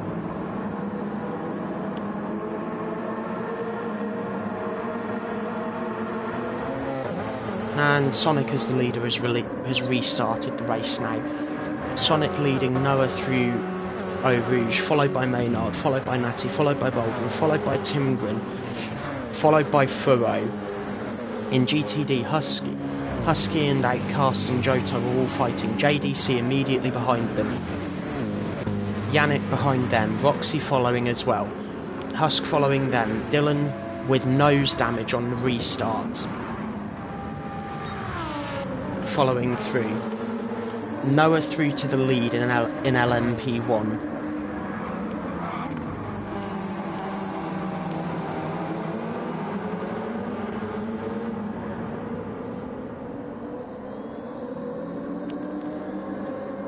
Noah coming down now towards the sweeping double left of Blanchimont. Coming through now, 6th gear, completely flat. The pack behind, all bunched up together. Timgren has his work cut out to make up positions and get back up to the lead again.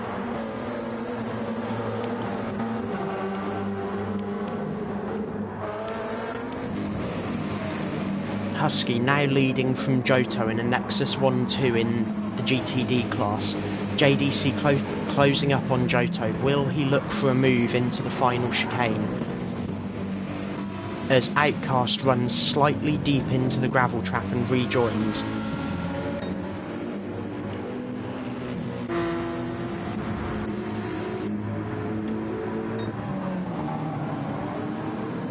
The GTD fight in the rear of the pack is really close. Both of the Nexus cars and the Project 1 cars are all battling for position at the moment. That's allowed Timgren to slip past and get all the way back up to P3. I'd imagine now if I was Muppet Racing I would employ some team orders pretty soon to get Timgren back in front of his teammate Maynard and back on the hunt towards Noah.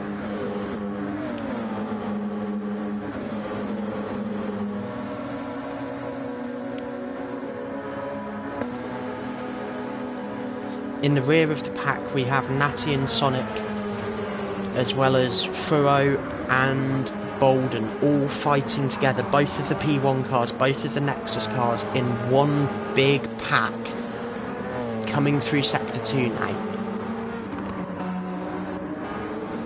And there we go, Timgren has been allowed past by his teammate Maynard. A critical move to allow him to go back after Noah again to start closing that gap up. However, he is about to receive a half-second track limits penalty, I believe, and there it is, for running ever so slightly wide out of X. Natty also closing up, Sonic ever so slightly wide through there. To allow Furrow to get back alongside and look to the outside. Furrow goes round the outside of Sonic. Sonic still with tail damage after that incident earlier. Bolden with nose damage now as well. Timgren with a half-second penalty. That's going to allow Maynard to close back up to him, although Maynard will not likely overtake to allow his teammate to go back after Noah, who is now leading this race.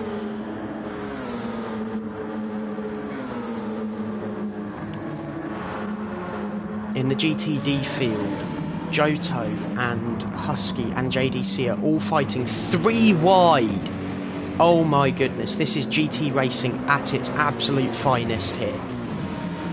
JDC with a half-second penalty, he will have to serve that now. That's going to allow Husky and Johto to go past. Bolden committing to the pit lane for nose damage. Husky and Johto now leading again in the GT class in a Nexus 1-2. JDC P3, the championship leader, still P3, still in with a shot of winning this race. And JDC spins off and gets reset. That is going to be a major, major blow for the championship leader here. Dropping him all the way to P14, that is not what he was looking for.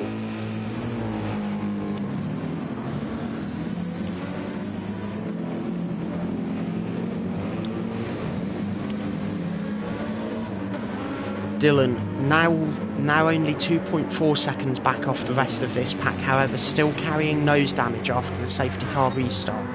Noah still leading comfortably from Timgren, although Timgren is closing that gap up rapidly.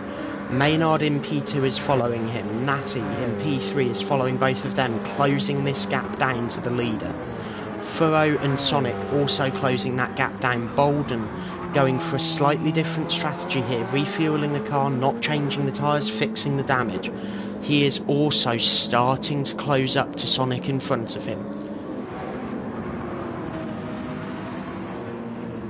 Johto starting to pull away from Husky in GTD. Husky with a half-second penalty. Yannick immediately behind him. Husk with a 1-second penalty being closed down by Roxy now. Roxy alongside.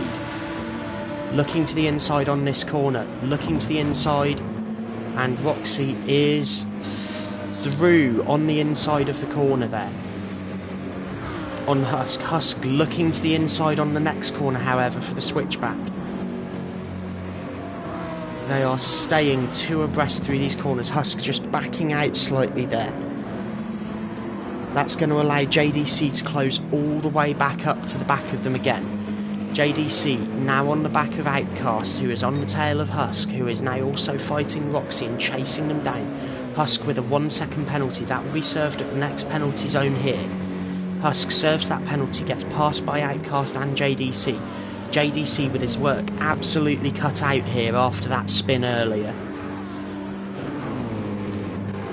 Someone has just committed to the pit lane. That is Sonic. He gets the damage on the car fixed. He goes behind Bolden. He elects to not change the tyres or refill the car with fuel.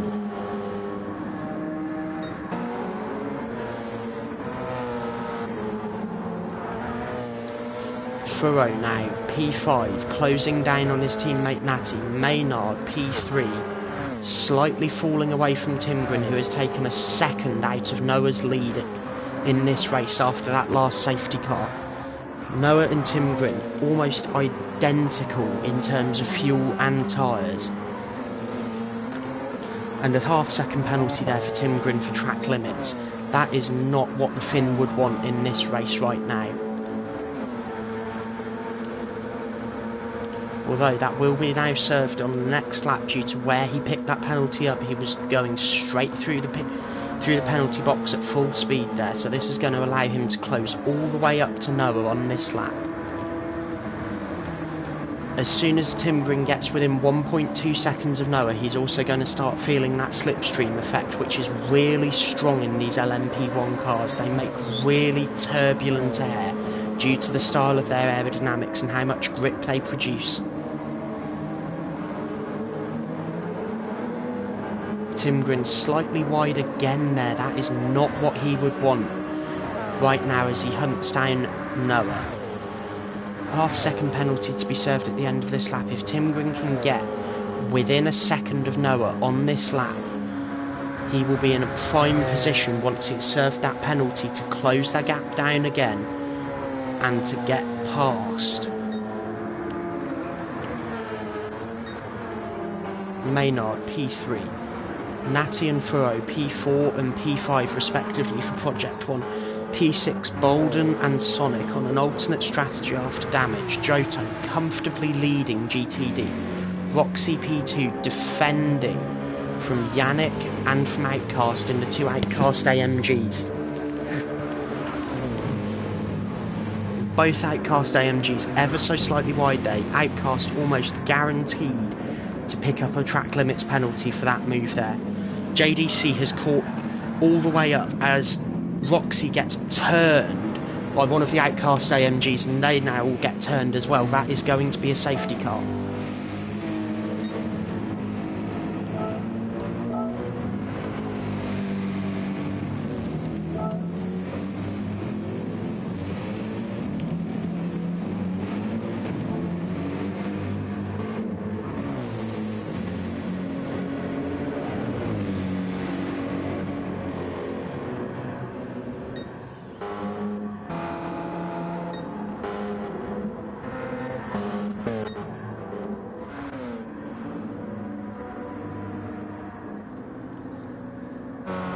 Somebody has just spun at the top of Eau Rouge. Who is that who has just spun at the top of Eau Rouge?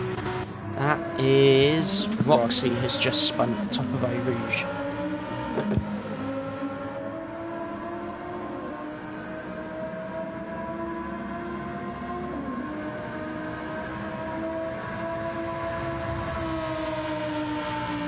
That was a multi-car collision there on the main straight of the circuit between multiple GTD cars. This safety car not at all what Noah needed at this point in time. It has allowed Timbrin and Maynard and both Project 1919s to close all the way up. Furrow has closed all the way up. Bolden and Sonic both closing all the way up as well. All of the GTD cars are together. All of the LMP1 cars are together as well. All of them are all on the same lap as their class leaders, which is critical because that means once again there is no wave around procedure.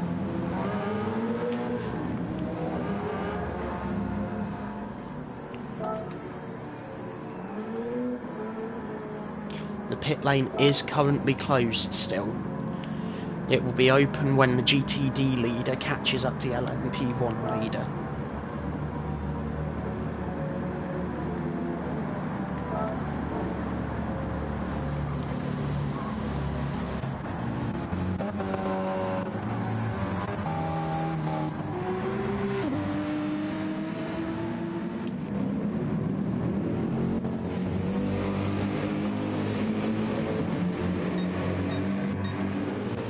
Husky, please could you communicate to the drivers that because of the current order it's unlikely that we will need a shuffle between classes before the restart. Gotcha.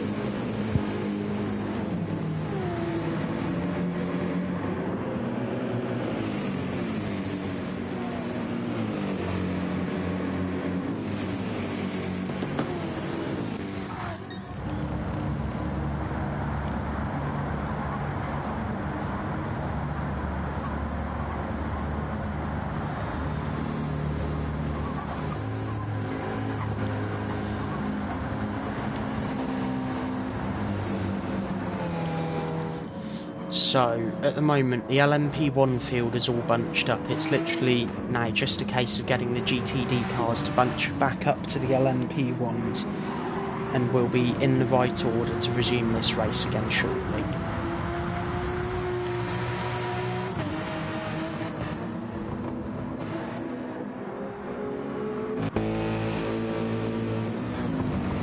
When the GTD field catches up fully to the leader, that's when the pit lane will be open.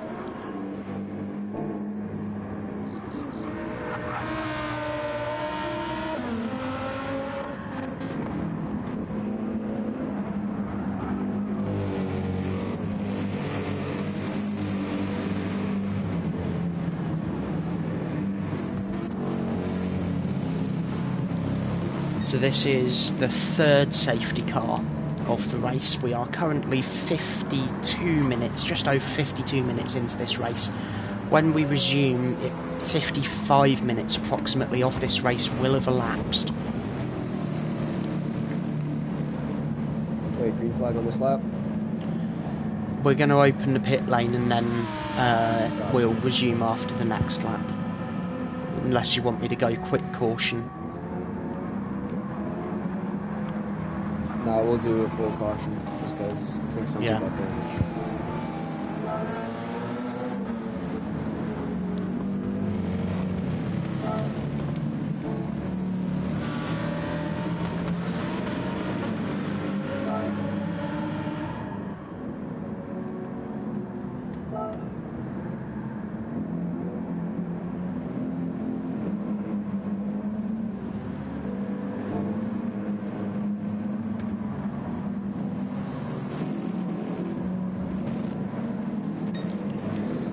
Tim Grin has elected to stay out, Noah has elected to pit, Maynard has elected to pit also, Natty, Furrow and Bolden also all elect to stop.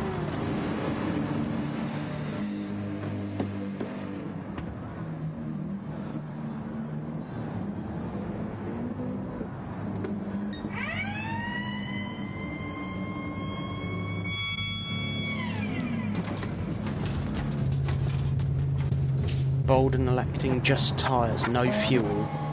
Noah electing tyres and no fuel. Furrow the same. The first car not on fresh tyres is Sonic, still with that tail damage. 54 minutes has elapsed in this race. We have seen a variety of incidents so far. In a moment, when we have all of the grid in the correct order again, we will see the GTD cars shuffle into the correct order again, where everyone is still on the lead lap of their class leader.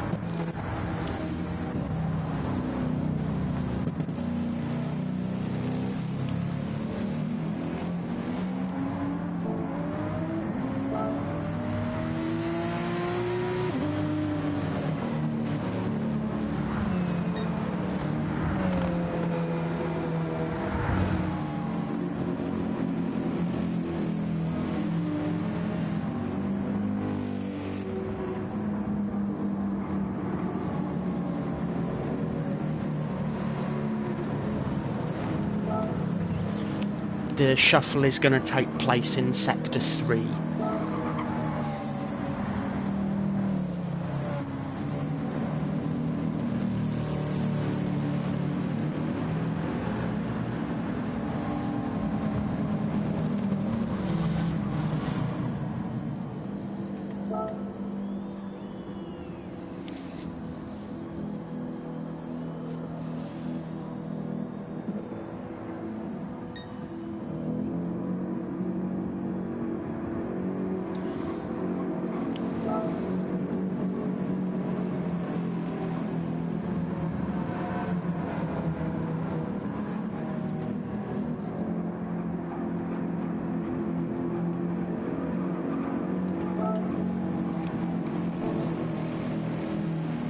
LMP cars will stay to the right during the shuffle, GTD cars will stay to the left.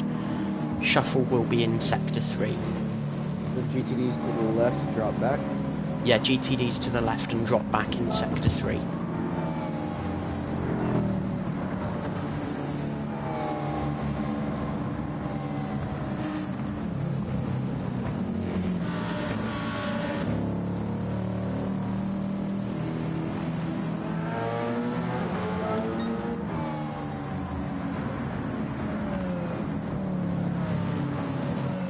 We should be able to get back underway fairly promptly after this, because there's no need for a wave around. Everyone's on the correct racing lap. Where did you get tail damage from, Husky? I got murked by Trev. Right. Just remind the guys again that they should be leaving more than a car length gap regardless of the speed to the car ahead. Because some of these guys are leaving half a car length or less, and it's causing incidents under safety car. Green this lap? Question mark? Green this lap? Yes, race will resume this lap.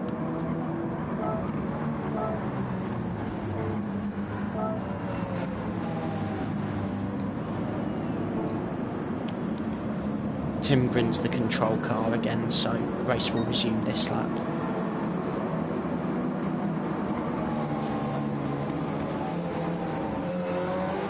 So, headlights have come on in the evening light here at Spa. The race will resume this lap. Tim Grin is the control car from Sonic, Natty, Furrow, Noah, Bolden and Maynard in LMP1. Yannick and Husk and Johto will lead the top 3 of LMGTD. Tim Grin has not gone.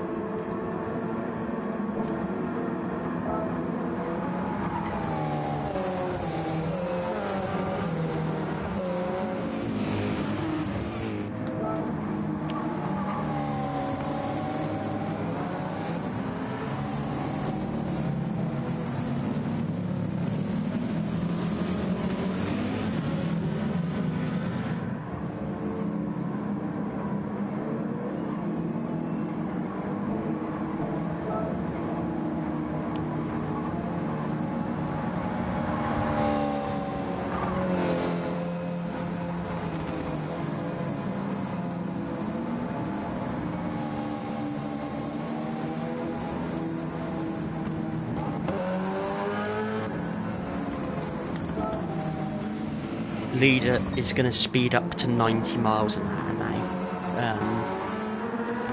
He's going to just so that we can. Sector 3 so the GTs can catch back up. Because last time we did this, it was very sporadic on the restart. Yeah.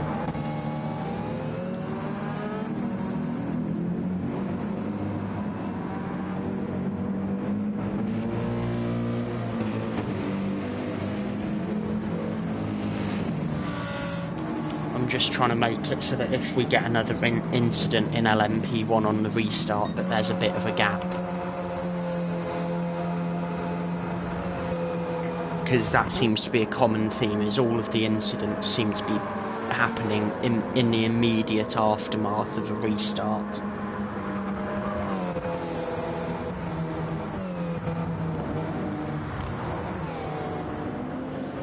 Furrow and Natty both have nose and tail damage. That is not ideal for them. Tim Grin leading.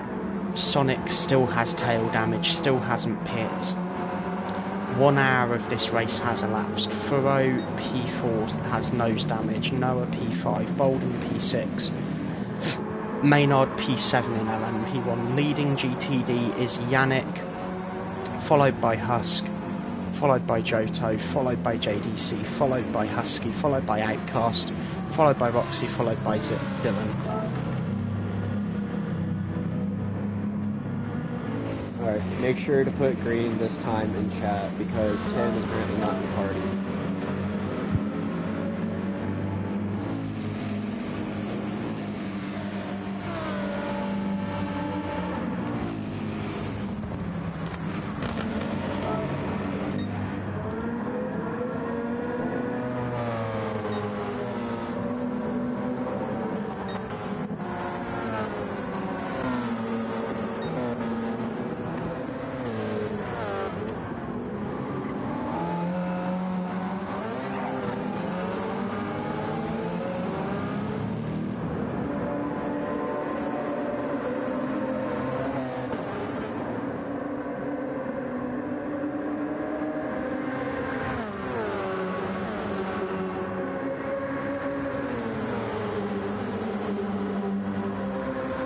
And we're back underway here at Spa.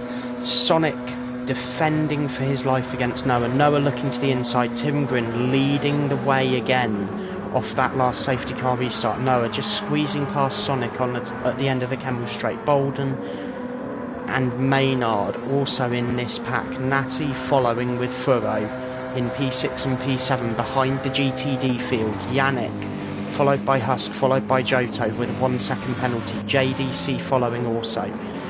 Husky and Outcast following too. Johto, a slight bit of contact there between him and JDC. Coming down through Ix now. Johto, a 1 second penalty. Some more track limit penalties coming up. Roxy and Dylan bringing up the rear in the Nova Lamborghini GTDs. all of that group are about to be passed by Natty and then Furrow, the two Project 1 LMP1 cars who have elected to stop just as the restart happened for the last safety car. Timgren still leading by half a second here. Noah starting to close that gap up with the slipstream. Will we see Noah have a look into the final chicane? He has a think, but he doesn't go for it there. Timgren keeps the lead for another lap here through the final chicane. As we see all of the other cars, Maynard, Bolden and Sonic all coming through the final chicane also in one group. Furrow and Natty just coming through the GT3 field now. JDC ever so slightly holding up Natty and Furrow, however he is under no obligation to jump out of their way under blue flags. The LMP1 cars have to pass these GTD cars safely under blue flags. The GTDs have no expectation or mandate to move over and get out of their way. They're expected to hold their line. Bolden looking to the inside of Maynard, looking for the move at the end of the Camel Straight. Doesn't quite pull it off, right under Maynard's rear wing now. Bolden still looking for that move. Will he look for it some more into the hairpin? No, he doesn't. Noah 8/10 back off of Timgren now. Timgren starting to pull away again with slightly lower fuel loading than Noah. Sonic starting to be dropped back again from Bolden and from Maynard. Natty and Furrow starting to close up again with fresh tyres. JDC comfortably leading the GTD field by half a second to the Outcast Esports car of Yannick, followed by Johto, who has another half a second penalty for track limits, followed by Husk, followed by Husky with tail damage. Husky runs wide, half a second track limit penalty. Dylan and Roxy now have closed back up to both Outcast and to Husky. A huge fight is on here between the Nova cars and the GTD field and the rest of the GTD field. Dylan trying to push Outcast all over the track here. Outcast looking to the inside of Husky. Dylan and Roxy both fighting now as well, coming into this section of the circuit which is extremely tight, almost always single file in these GTD cars. Husky, half a second track limit penalty. Dylan and Roxy still fighting coming into the third sector. Johto serving his penalty. Yannick just squeezing past. JDC now leading comfortably by 2.3 seconds in the GTD field. Sonic pitting, presumably to finally fix that damage and get some better tyres on the car and some more fuel in it as well. JDC just coming past, gaining a lap back on Sonic as he's in the pit lane. A personal best lap for JDC, 2 minutes 17.4. Yannick just coming through behind as well. Johto following Yannick closely, thinking about where he can make the move on Yannick in front. Yannick with tail damage and slightly worse tyres than Johto, so this move is almost guaranteed to happen. Johto now in the slipstream on the run down to Eau Rouge, thinking about where his next move will be at the top of the Camel Straight, unless he gets a really good run through Eau Rouge, and he does. He gets a fantastic run through Eau Rouge. Yannick starting to think defensively now on Johto. Johto starting to look for where he can make this move on Yannick. Can he make it into the chicane? No, he can't. Not close enough just yet. Yannick suffering from rear damage and more worn tyres than Johto. Johto thinking about where can he make this move on Yannick. Will he look to the inside at this next hairpin? No, he doesn't. Yannick ever so slightly wide. A slight twitch there from Johto's 911. JDC still leading the GTD class now by 3.7 seconds over Yannick and Johto. Johto now looking for any opportunity he can to get past Yannick here.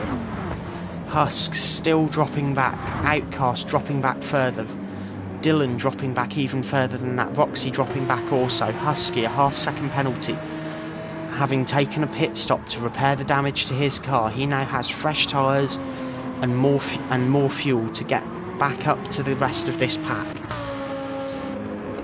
Lots of track limit penalties being handed out here. Roxy, Husky, Dylan outcast, all with half-second penalties. JDC now 4.4 seconds in the lead, 4.5 seconds in the lead of the GTD class.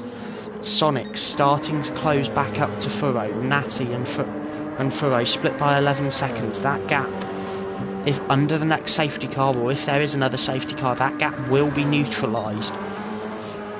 Maynard and Bolden separated by 1.3 seconds. Timgren 2.4 seconds behind Noah now. Noah on fresher tyres and slightly higher fuel than Timgren. Timgren needing to commit to another pit stop before the end of this race here.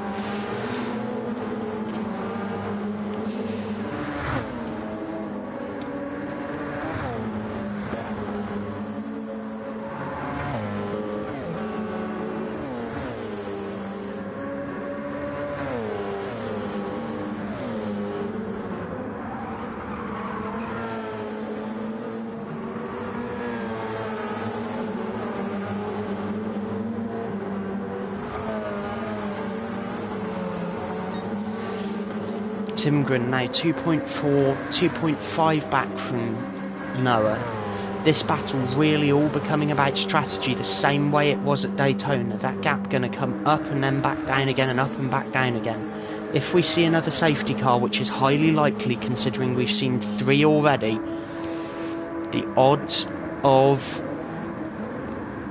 a safety car here incredibly high still, with just under an hour left. In fact, just over 50 minutes left here at Spa.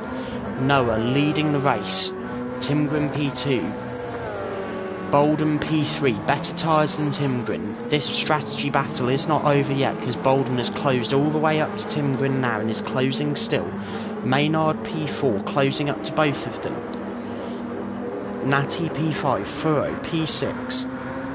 Sonic P7, JDC leading in GT3 in the GTD class. Johto P2, 5.8, 5.9 seconds behind JDC. Yannick P3 in the GTD class with rear damage. Currently dropping back off of Johto with extremely worn tyres and low fuel. Husk P4 with a half-second penalty. Outcast P5 with a half-second penalty, sorry. Dylan P6, Roxy P7, Husky P8 in GTD, although he has taken an extra pit stop in the last few laps to repair damage and to put more fuel in the car so he can make it to the end of this race. Noah flying round the tricky double right of Blanchemont in this corner, coming down through the S section towards the end of Sector 2. Timgren now acting as the cork in the bottle in LMP1. As soon as Bolden clears him, we will see at least another 2 cars go past Timgren, the championship leader. This is far from an ideal situation for him to be in that Muppet Racing 919.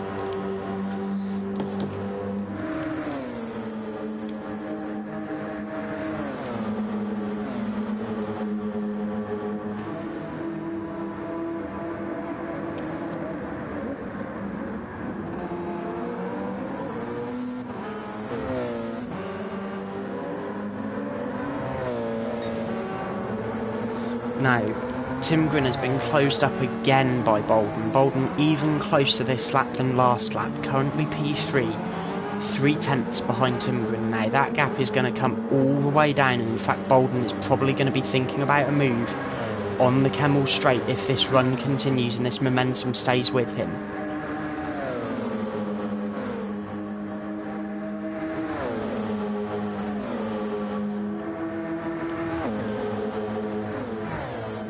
Timgren defending hard to the inside. Bolden looking to the outside here, coming into the chicane. Timgren ever so slightly squeezing Bolden there. Maynard now closing up to the back of both of them. Timgren ever so slightly widening into the AstroTurf there, coming down to the hairpin. Timgren runs wide at the hairpin. That's going to allow Bolden to come through. It's going to allow Maynard to close right up as well. And a half-second penalty to add into all of that. That is really far from ideal for Timgren here.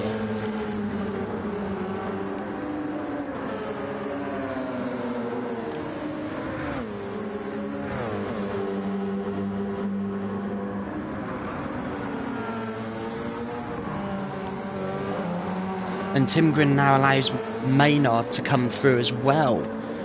This is far from ideal for the Finnish driver and our championship leader currently. Noah, 4.2 seconds in the lead.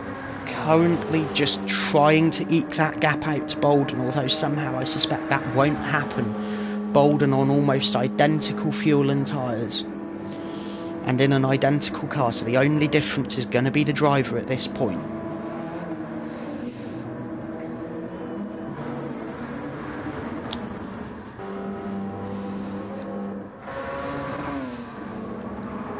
Now, as we look further back to the GTD class, JDC setting a personal best lap 2:16.9 on that last lap of the circuit. Johto 5.8 seconds behind JDC.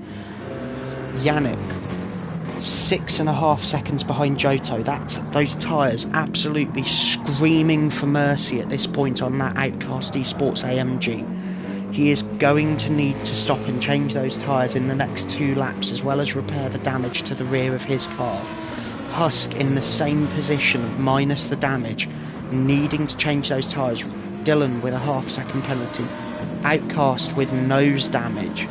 Roxy with no damage at all. Husky with no damage at all, closing up to those positions in front of him.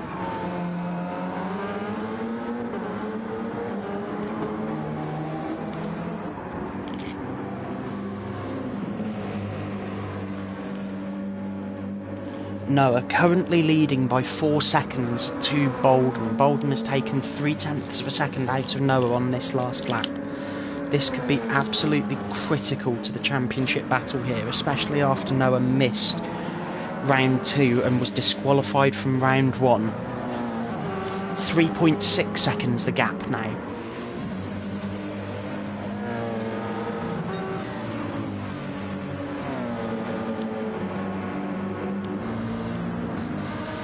As Noah starts looking for the pass, Outcast ghosted there.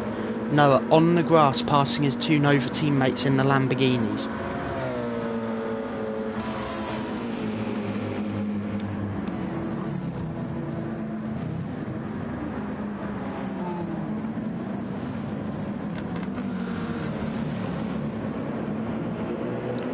Noah now looking to pass Husk, still in the lead. This traffic absolutely critical to whether Bolden can catch up any further. The gap now back out to 3.9 seconds. However, Bolden is going to be catching the traffic in favourable positions compared to where Noah caught the traffic in unfavourable positions in slow corners. Bolden will be catching this traffic up in fast sections of the track where he can use the momentum his car has to clear the traffic more comfortably than Noah could.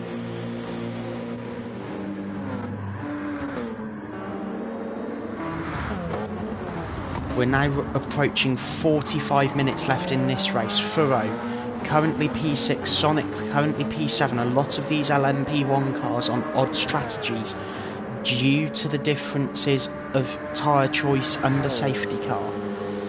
Sonic currently P7 in the LMP1 class, trying to make time back up to Furrow in front of him.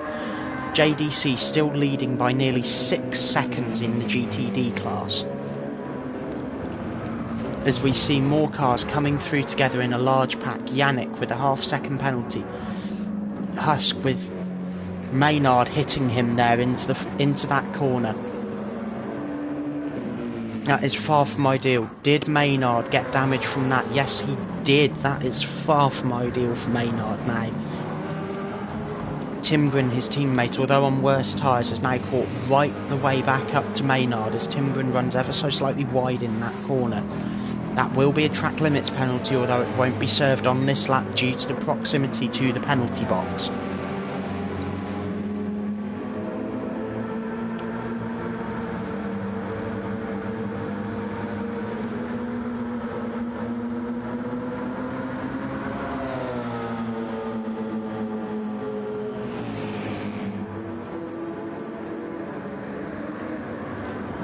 Timgren and Maynard now trying to work together to try and close the gap down to Bolden and to Noah in front. That gap has stabilised now at about 3.8 seconds.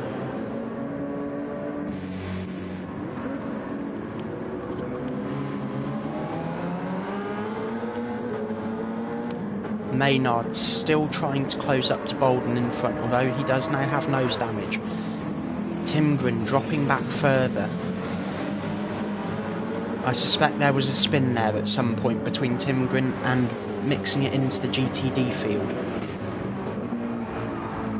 JDC now just about to be lapped by Bolden. Bolden choosing the outside line. Johto 6.5 seconds behind JDC. Yannick now just about to be lapped by Natty in the P1 LMP1 car.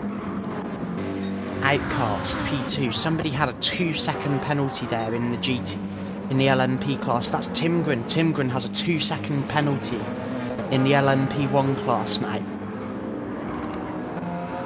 Natty now 3.6 seconds ahead of Timgren. Maynard now almost 11 seconds ahead of Timgren. It makes me wonder what went wrong there. Maynard just passing Johto now on the blue flag cycle. Bolden still P2, still about 4 seconds behind Noah. Husk a 3.5 second penalty for him. Husky a half-second penalty for him. Roxy and Dylan both trying to maintain their position currently, if not close up to Outcast. Yannick under blue flags for Project 1919, that is Furrow. Johto 17 seconds up the road from Yannick, so he won't see that P1 LMP1 for much time. However, immediately behind him is the other Project 1919 of Natty. Maynard committing to the pit lane to fix the nose damage. Natty is going to jump him for P3 in this race. Timgren will also now likely commit to the pit lane, and he chooses to stay out and try and keep those tyres alive, with Furrow immediately behind him also.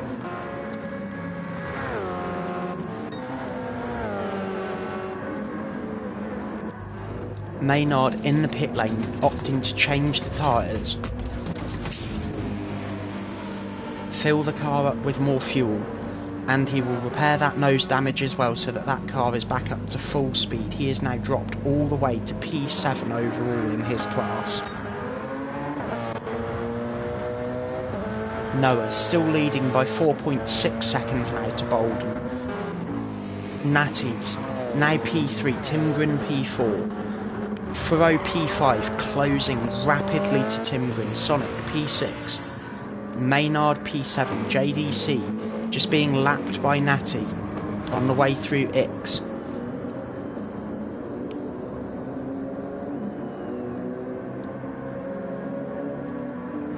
Johto P2 in GTD. Immediately behind them is Timgren and Natty in the P1, or my apologies, is Timgren and Furrow in the LMP1 class. Timgren clears Johto comfortably. Furrow gets ever so slightly trapped behind Johto through that S section. Furrow now through as well. Timgren is going to have to hold on to this position and hope that those tyres hold on for a little bit longer before the end of this race. 40 minutes now left in this race. Timgren absolutely praying for another safety car here. Natty and Bolden also hoping for another safety car to bunch everybody back up. Noah comfortably leading now by 4.7 seconds. In GTD, Husker's just pitted again. Yannick has pitted recently as well. Husky is all the way back up to P6 in class after dropping all the way to last in class. Dylan, a half-second penalty. Roxy, no penalty at all. Outcast, still with nose damage. Maynard has lapped him now. Coming to the final chicane. Johto just coming through turn 1. 6.1 seconds behind JDC, although he is now starting to try and close that gap down again.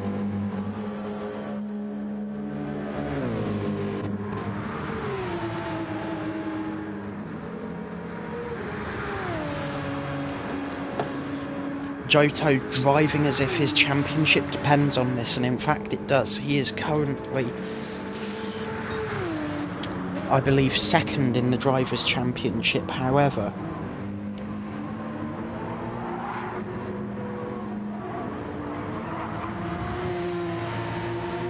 that doesn't mean that this is going to be a bad result for him at this stage. 5.7 seconds is the gap. Now going back out to 6.2 with a small slide. Johto now with blue flags for a faster car approaching him. That is Sonic, one of the other Nexus Racing cars in this race. One of the LMP1 cars catching up to him in a rather awkward spot, it has to be said.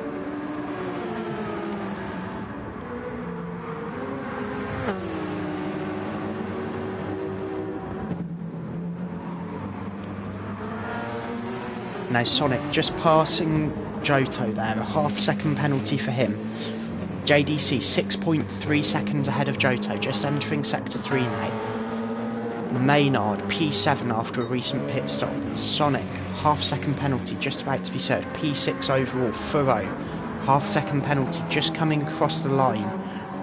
1.3 seconds behind Timgren. Timgren with those tyres absolutely screaming for mercy at this point. He will need to change those tyres soon, or he will be in a territory with them where they will start behaving as if they're punctured. Natty, 8.8 seconds ahead of Timgren, currently P3. Bolden, currently P2, 22, nearly 23 seconds ahead of Natty. Currently about 3.8 seconds behind Noah and closing.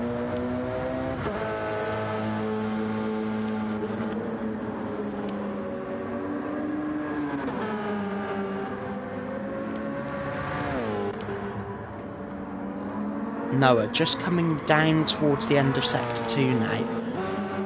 Timgren still with the fastest lap, so this is far from over here at Spa.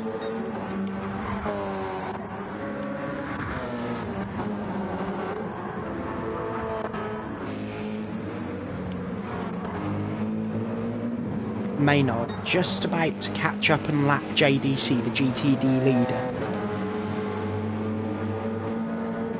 This race becoming closer and closer as it continues between some of these LMP1s. Maynard now only 4.5 seconds from Sonic ahead of him. The pace difference absolutely clear at the moment.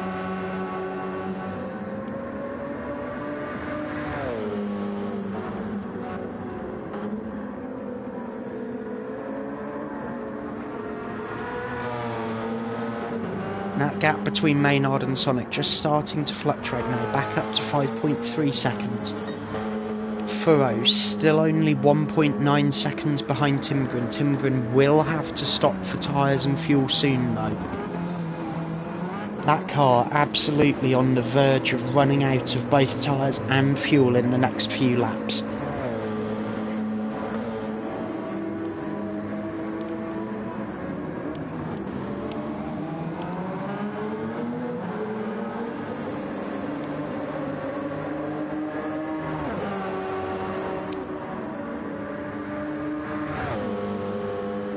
Timgren now 9.1 seconds behind Natty.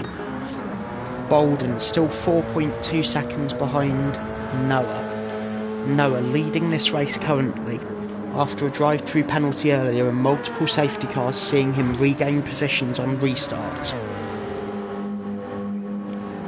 That gap now coming down to 3.7 seconds. Has Noah had a small moment somewhere? Or was that passing of GTD car? It must have been passing that GTD car in the back of shot.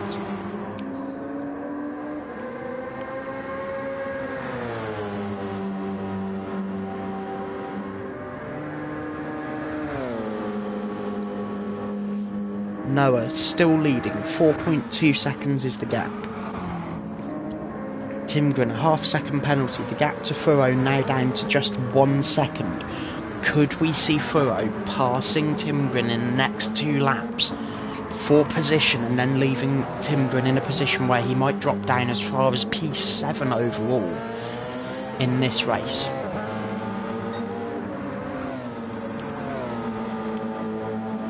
Timgren serving that penalty now. The brakes being automatically applied on that car. Furrow, a fantastic run on Timgren, looking to see whether he can get past, looking to the outside, looking to the inside, looking back to the outside again as Timgren defends. Still not a move being pulled off just yet. Furrow right under Timgren's rear wing now. The tyres that Timgren has on that 919 really starting to take their effect. The wear on them significant. The move that Furrow may have to now pull off is significant as well as they come past Yannick down towards Eau Rouge. Furrow looking for too wide through Eau Rouge, thinks better of it, looking again both sides of Timgren on the straight. Furrow now looking to the inside to the chicane, thinks better of it. Furrow darting this way and that way, looking for a way past Timgren at this point, looking for that critical move that will get him up into P4 and ahead of Timgren. Furrow also incredibly low on fuel at this stage. Timgren also incredibly low on fuel. Timgren may in fact be out of fuel very shortly here.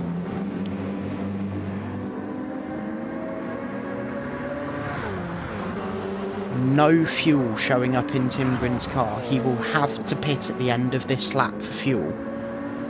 And the fuel has just run out in Timgren's car. Timgren is out of fuel. That is huge here at Spa. The championship leader is out of fuel and has to get the car back to the pit lane on the hybrid system. He is now being passed by GTD cars and by other LMP1s catching him. Sonic 6 seconds back, now closing down to 5 seconds, 3 seconds. Sonic now past Timgren. Timgren still rolling incredibly slowly. Maynard going incredibly quickly past as well. This is going to have to be a safety car here.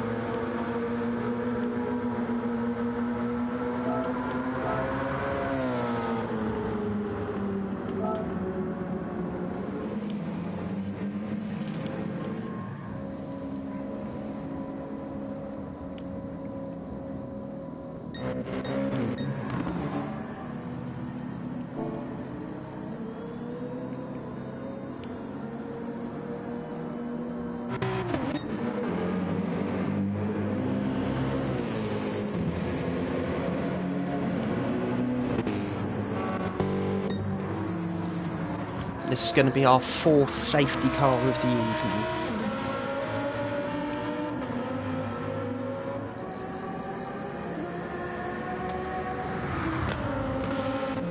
All of the cars starting to bunch up again now for the safety car. Furrow refilling the fuel, Timgren pitting as well for emergency service for fuel. He is not allowed to change the tyres.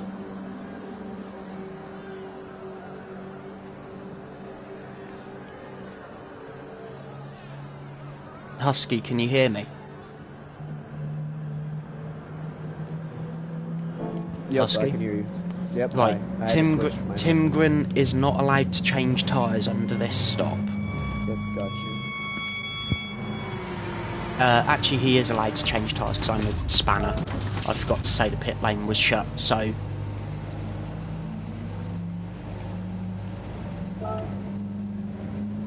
He is allowed to change tyres, that's my mistake. When he exits the pit lane, we will have to go through the entire order, work out who's on what lap and whether they need wave rounds or not.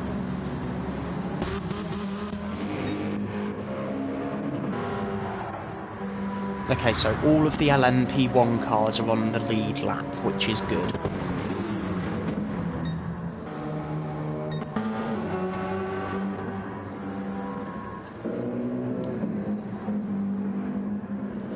Right, so because of where they are, everyone from Roxy backwards in GTD is going to get a wave around, so... Are we going to go ahead and do that? Yeah, we're going to have to do a wave around, and it's going to be P3 through to P8 in GTD. They've all gone a lap down to JDC under the safety car because of where he was on circuit. So we'll do a wave around.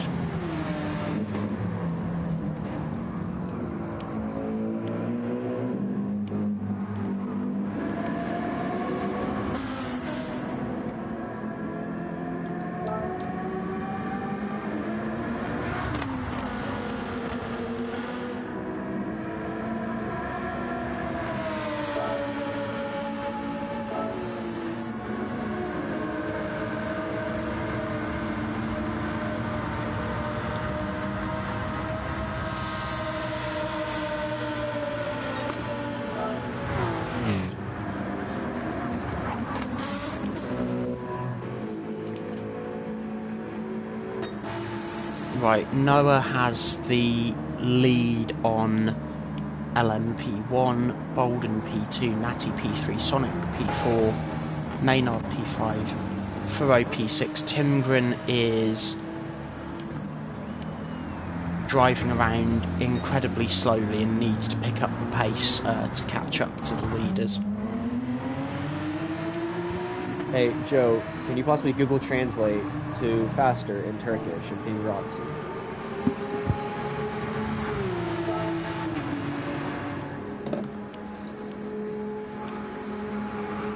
I can't at the minute. I'm trying to keep everyone in the right order. How fast is Roxy going?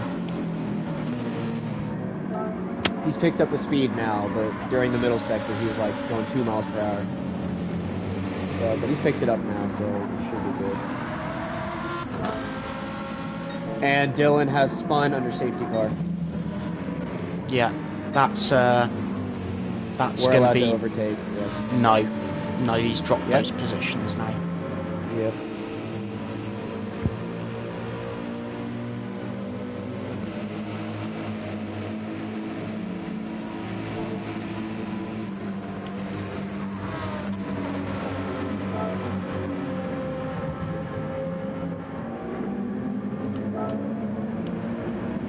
They're asking, can we pit? And I'm having to reiterate, pit lane is closed. It's going to stay closed until we complete the wave around, and then I'll open it, because we'll all be on the right lap and everything.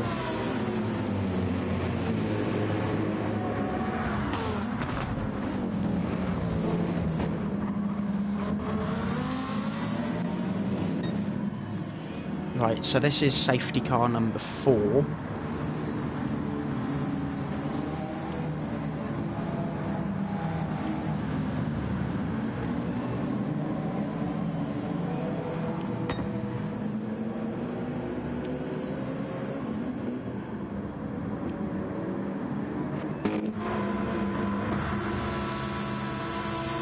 Husky, can you just confirm to me that you guys are on lap 36? Yep, we're on lap 36. Okay, cool. You're on the right lap compared to Johto and JDC. Are we allowed to tell the safety car field to slow down a little bit so the 5 can catch? You should Just a be little bit easier. fairly okay, because they're only rolling at 60, so... Got you. Where that? Oh, it was Roxy.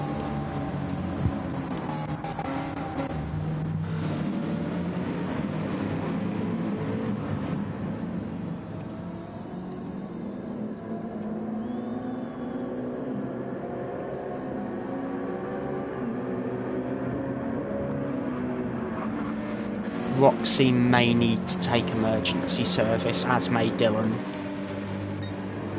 They're both low on fuel.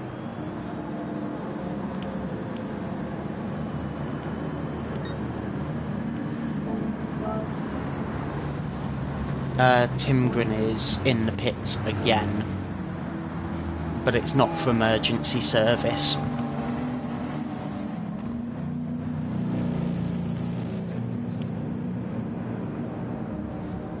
I'm not sure what's going on there, because he doesn't need fuel. He's not in the party, so we can't tell him anything like that. It's not allowed to. He literally just stopped and he stopped and went again. I think that might have just been an error.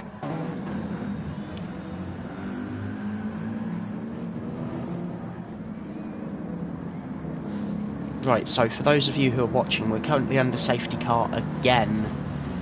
due to the fact that Tim Grin, who is currently P7 in the LMP1 class, ran out of fuel in the middle of Sector 2, beginning of Sector 3.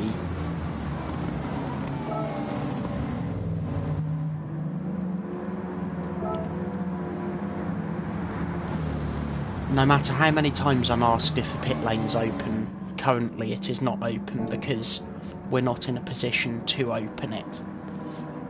We have 20 minutes left in this race, so we need to get everybody in the right order again.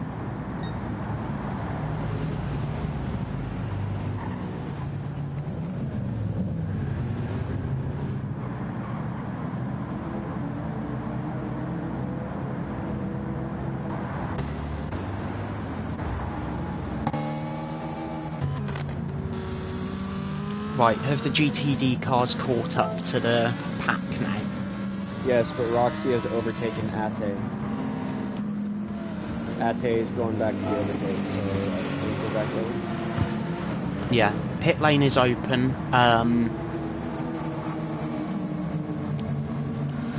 If you need fuel and tyres, you know, it is open, it is there. We're going to try and get going again in 2 laps time. If you'd like to communicate to the LMP1s that we're going to try and resume the race at the start of lap 41, I'd appreciate it.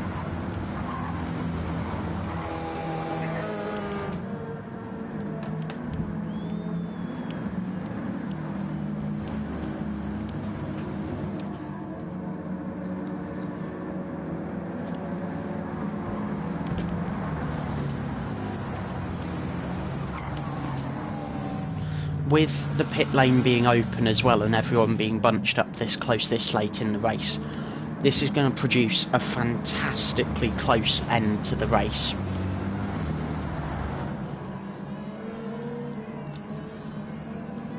Because we're going to have all of the LMP1s on the lead lap within a few seconds of each other on the restart.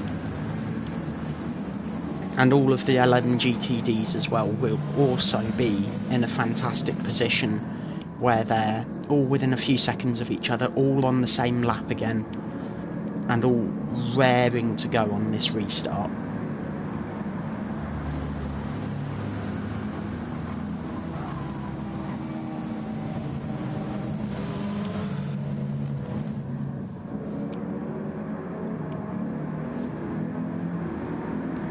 So for everyone who's watching the stream currently, we're under safety car again due to the fact that Tim Grin, who is P7 overall currently, ran out of fuel mid-circuit and was a danger on the circuit to be driving so slowly at 50 miles an hour with cars going past at full racing speed.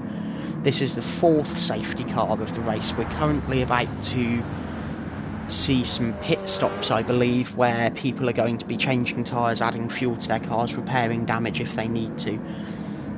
And we're now watching the leader, Noah, diving to the pit lane, Bolden also going to the pit lane, Natty the same, Maynard and Furrow electing to stay out.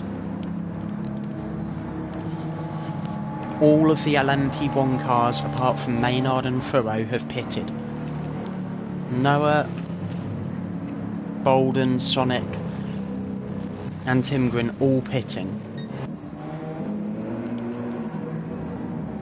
Outcast, the only GTD car that stays out. JDC, the championship leader, taking tyres and fuel.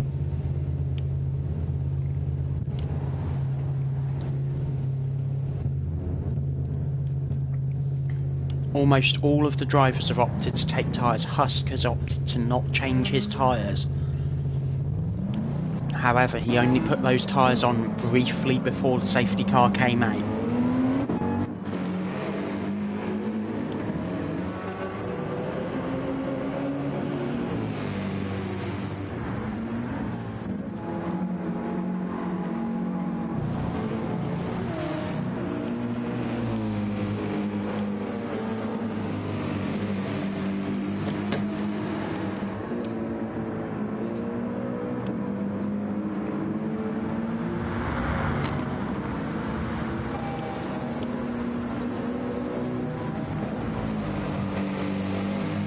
So the GTD cars and the LMPs that have just pitted will now all catch up to the main pack again.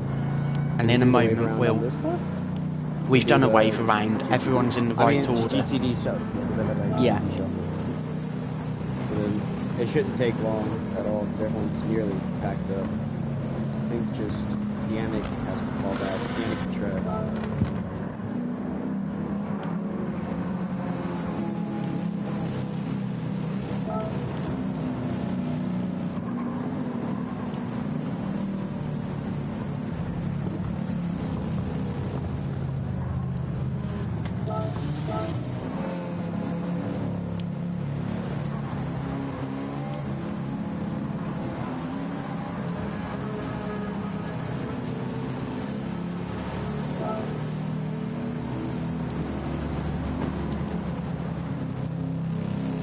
Right, LMP cars are to stay to the right, GTD cars are to stay to the left, and we'll be in the right order.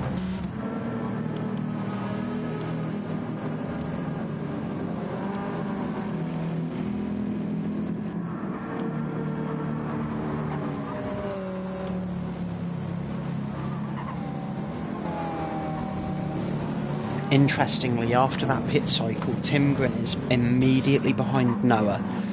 Furrow and Maynard are in prime positions to win this, with both of them pitting only moments before the last safety car. Both of them have enough fuel to make it to the end of this race comfortably. Tim Grin has enough fuel to make it to the end comfortably. Noah has slightly less fuel than he might need to make it to the end comfortably. Bolden in a good position on fuel. Sonic also in a good position on fuel. Natty also in a good position on fuel. Now we will start to see the GTD cars drop back into the correct position. LMP cars should be allowed to pass now.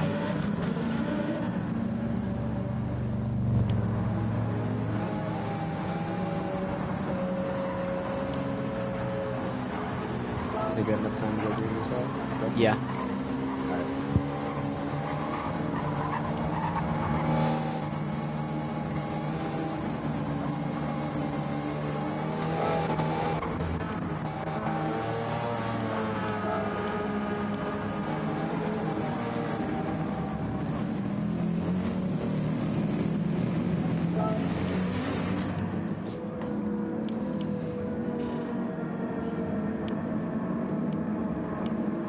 We have just under 15 minutes left. The leader, Maynard, is just coming back to the final chicane now for the final restart of the evening. He is starting to warm those tyres up, starting to work some heat into them before we get to the restart zone after turn 1. Somebody has just spun at the back of the GTD field.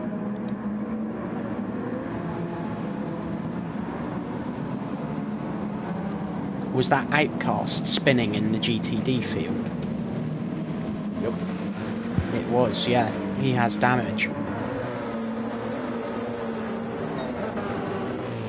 The LMP leader has taken off. Maynard pulling away now. Furrow trying to hold Noah behind him as they come up to the Kemmel Straight now. Absolutely flat out here. Furrow weaving left and right, trying to break the toe to Noah. Noah looking to the inside. Furrow defending that position fantastically there. Tim Grin's under pressure from Bolden, who is under pressure from Natty, who is under pressure from Sonic. Sonic ever so slightly dropping off the back of his field now. Bolden looking to the inside of Tim Grin. Tim Grin defending his line into Ix. Noah trying to attack Furrow. Furrow defending for his life at the moment, trying to hold up Noah. Maynard, a 1 second gap already to Furrow. Maynard starting to pull away here.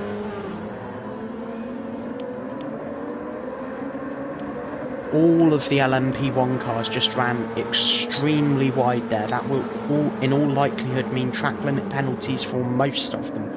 A half-second track limit penalty for Maynard. No track limit penalty for Furrow. No track limit penalty for Noah, Timgren, Bolden or Natty. Sonic, no track limit penalty. He has dropped 2 seconds in the last few corners. Yannick now leading the GTD class. JDC looking to the outside of the corner that becomes the inside for the next 2 corners.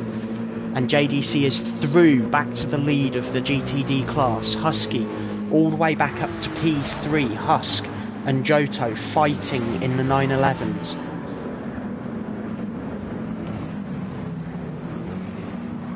Husk, a half-second penalty, just bumping Johto slightly at the final chicane. Dylan, a half-second penalty also. Outcast fighting his way back against the 2 Nova GTD Lamborghinis here. Outcast defending his line on the inside of turn 1 extremely well, forcing Dylan to look at the long way round. Holding up both of those Nova Lamborghinis here.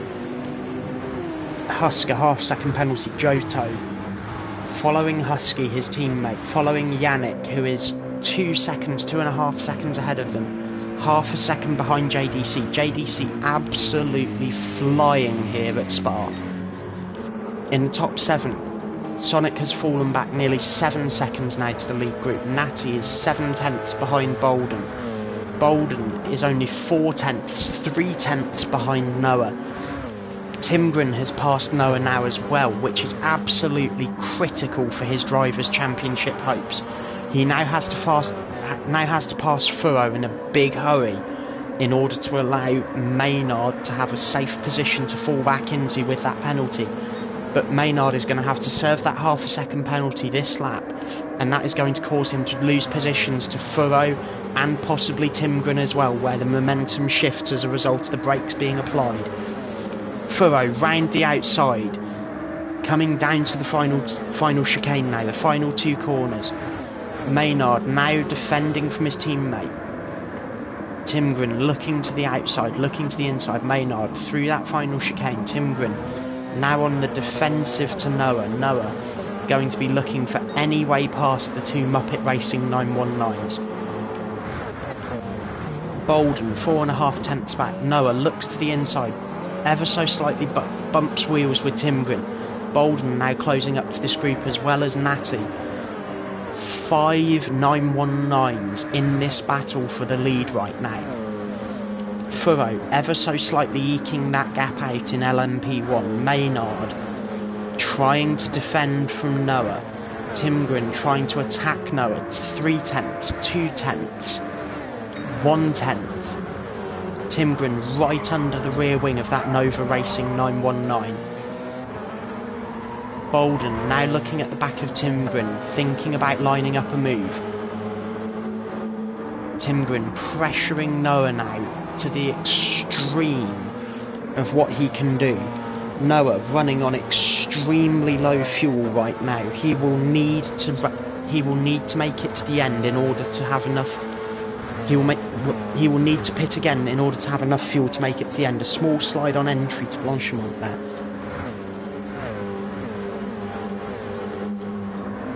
Coming down through the S section now, Maynard P2, Furrow leading for Project 1. Noah trying to defend from Timgren and from Bolden behind.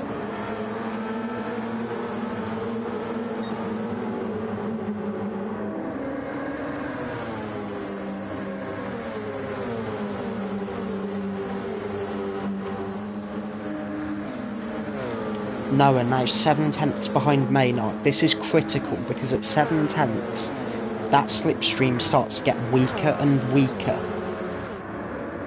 Timgren all the way back under the rear wing of Maynard again.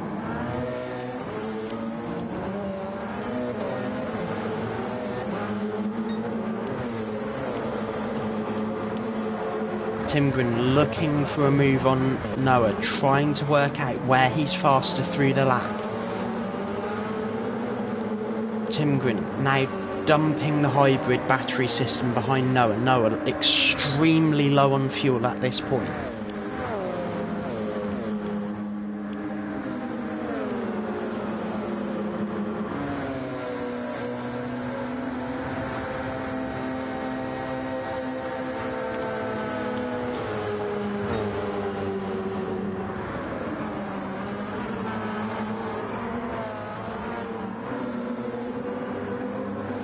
Noah defending for his life from Bolden now as Tim Grin goes through into the final chicane. Maynard, his teammate ahead, will likely allow Tim Grin through in order for him to challenge Furrow for the lead of this race. Noah now under pressure from Bolden on the run down to the double left of Blanchimont.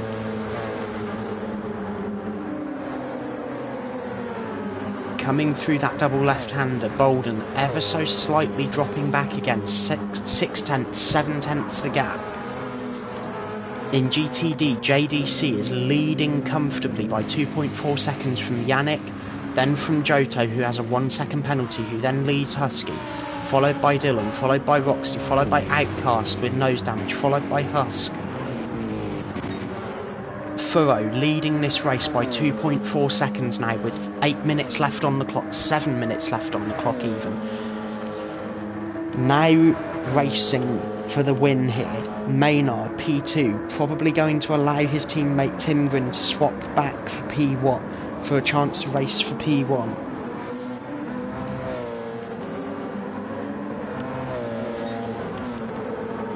Maynard and Tim Grin now running tail to nose and nose to tail here into the entrance of T1. Maynard may have to let his teammate past here if he doesn't want to end up fighting with Noah again throughout this lap.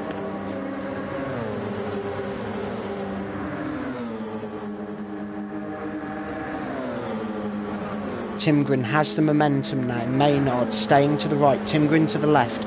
Tim Grin is past, he is a nose ahead of Maynard. Maynard will probably tuck back in behind Tim Grin going into this chicane. And he does. Noah now being raced extremely hard by Bolden. Bolden piling the pressure on to the Nova driver. The gap now at 4 tenths. Maynard now half a second ahead of Noah. This race will now be between 6 cars in the LMP1 class for who can win right now. All it would take would be one mistake from Furrow and this race could be decided. Maynard, slightly worse tyres than the LMP1s around him. Noah just dipping below 10% fuel now with 5 minutes left on the clock here. Will he have enough fuel to make it all the way around to the end of this race? Bolden pressuring Noah in the extreme now, trying to find a space to make that move happen. Bolden on better fuel than Noah. Noah having to manage that fuel to a high degree here. Bolden goes through. Bolden is now through to P4 on Noah. Noah is dropping back now to P5. Can Natty now pressurise Noah into losing yet another position? Natty looks to the inside, thinks better of it. Noah coming through the final chicane. Natty coming through the final chicane also. Natty now at a half a second gap, which is coming down very quickly. Natty thinking about where he can make that move now as well. Thinking about where can I make this move happen. I know the guy ahead must be worse for me on fuel if he's trying to drive slowly and conserve fuel. I've got to make a move happen here somewhere. Coming through Eau Rouge, Natty has the momentum on the exit. Closing that gap down, closing, looking for the move, pulling alongside. Level with Noah, past Noah. Noah now dropping to P6. This is the nightmare scenario for the Nova driver in that LMP1 car. Natty now ahead, Bolden also ahead, Maynard ahead, Tim Grin now chasing Furrow for the lead. The gap now 1.7 seconds. Could we see a change in lead in the last few laps here at Spa?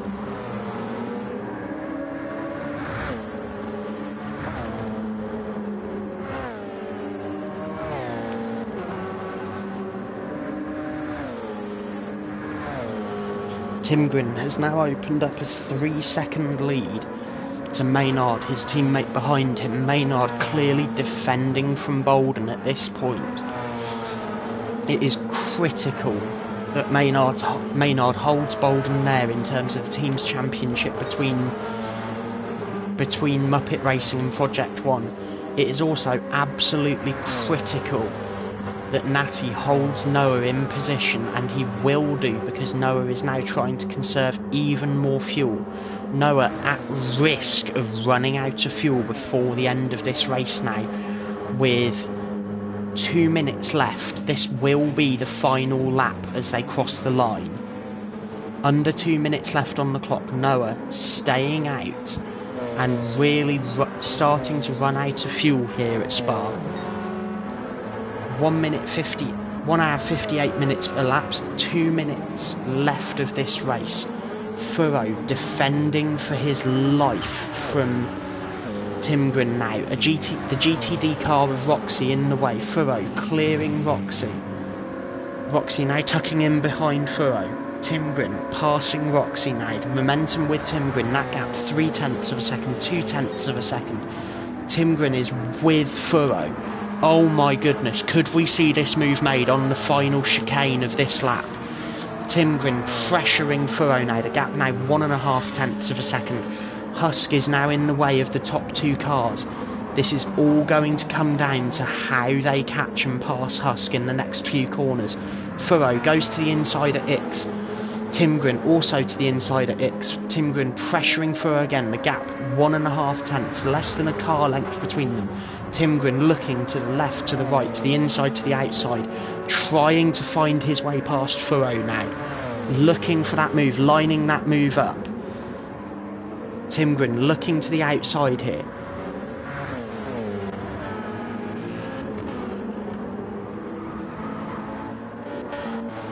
Has there been contact somewhere? Noah reporting contact with someone. Bolden with nose damage now. Matty with no damage. Timgren, P2 looking for that move. Will he have enough momentum into the final corner to try that move with the slipstream? I think he will. Furrow defending wildly as if this race win mattered more than the championship itself at this point, but Furrow is going to hang on to the final corner. A spin there from one of the Nexus GT3s right in front of the top two as they come out of the corner. Furrow winning the gap 0.2 to Timgren. Maynard P3, Natty P4, Bolden P5, Noah coming through to P6, Sonic sliding his way out to the final corner, P7, JDC currently finishing his final lap in GTD. He is going to finish a lap ahead of the entire GTD field, and he will also be the final car to cross the line in this race. Yannick coming P2, Husky P3, Dylan on debut P4 in GTD, Johto P5, Roxy P6, Husk P7, Outcast P8. JDC extending his championship lead here at Spa. 45 laps completed by him. A lap more than anyone else in the GTD class. An absolute masterclass. Regardless of the pressure, regardless of the safety cars, JDC is going to expand his lead here on the Drivers' Championship in GTD at Spa. Furrow pulling off the upset and beating Timgren in this race. The battle in the LMP1 Championship for the Drivers' title tightening up throughout the season so far. 3 races down, 3 different winners. Could we see a 4th in 4 races next time out? Noah P6 on his return to the series. Not the result he was looking for by any means. Not the result his team was looking for by any means either. Sonic P7 for Nexus. Not a fantastic result, but considering he was very close to elimination earlier in the knockout qualifying, certainly a result that Nexus can be proud of. And that is the end of the race there, ladies and gentlemen.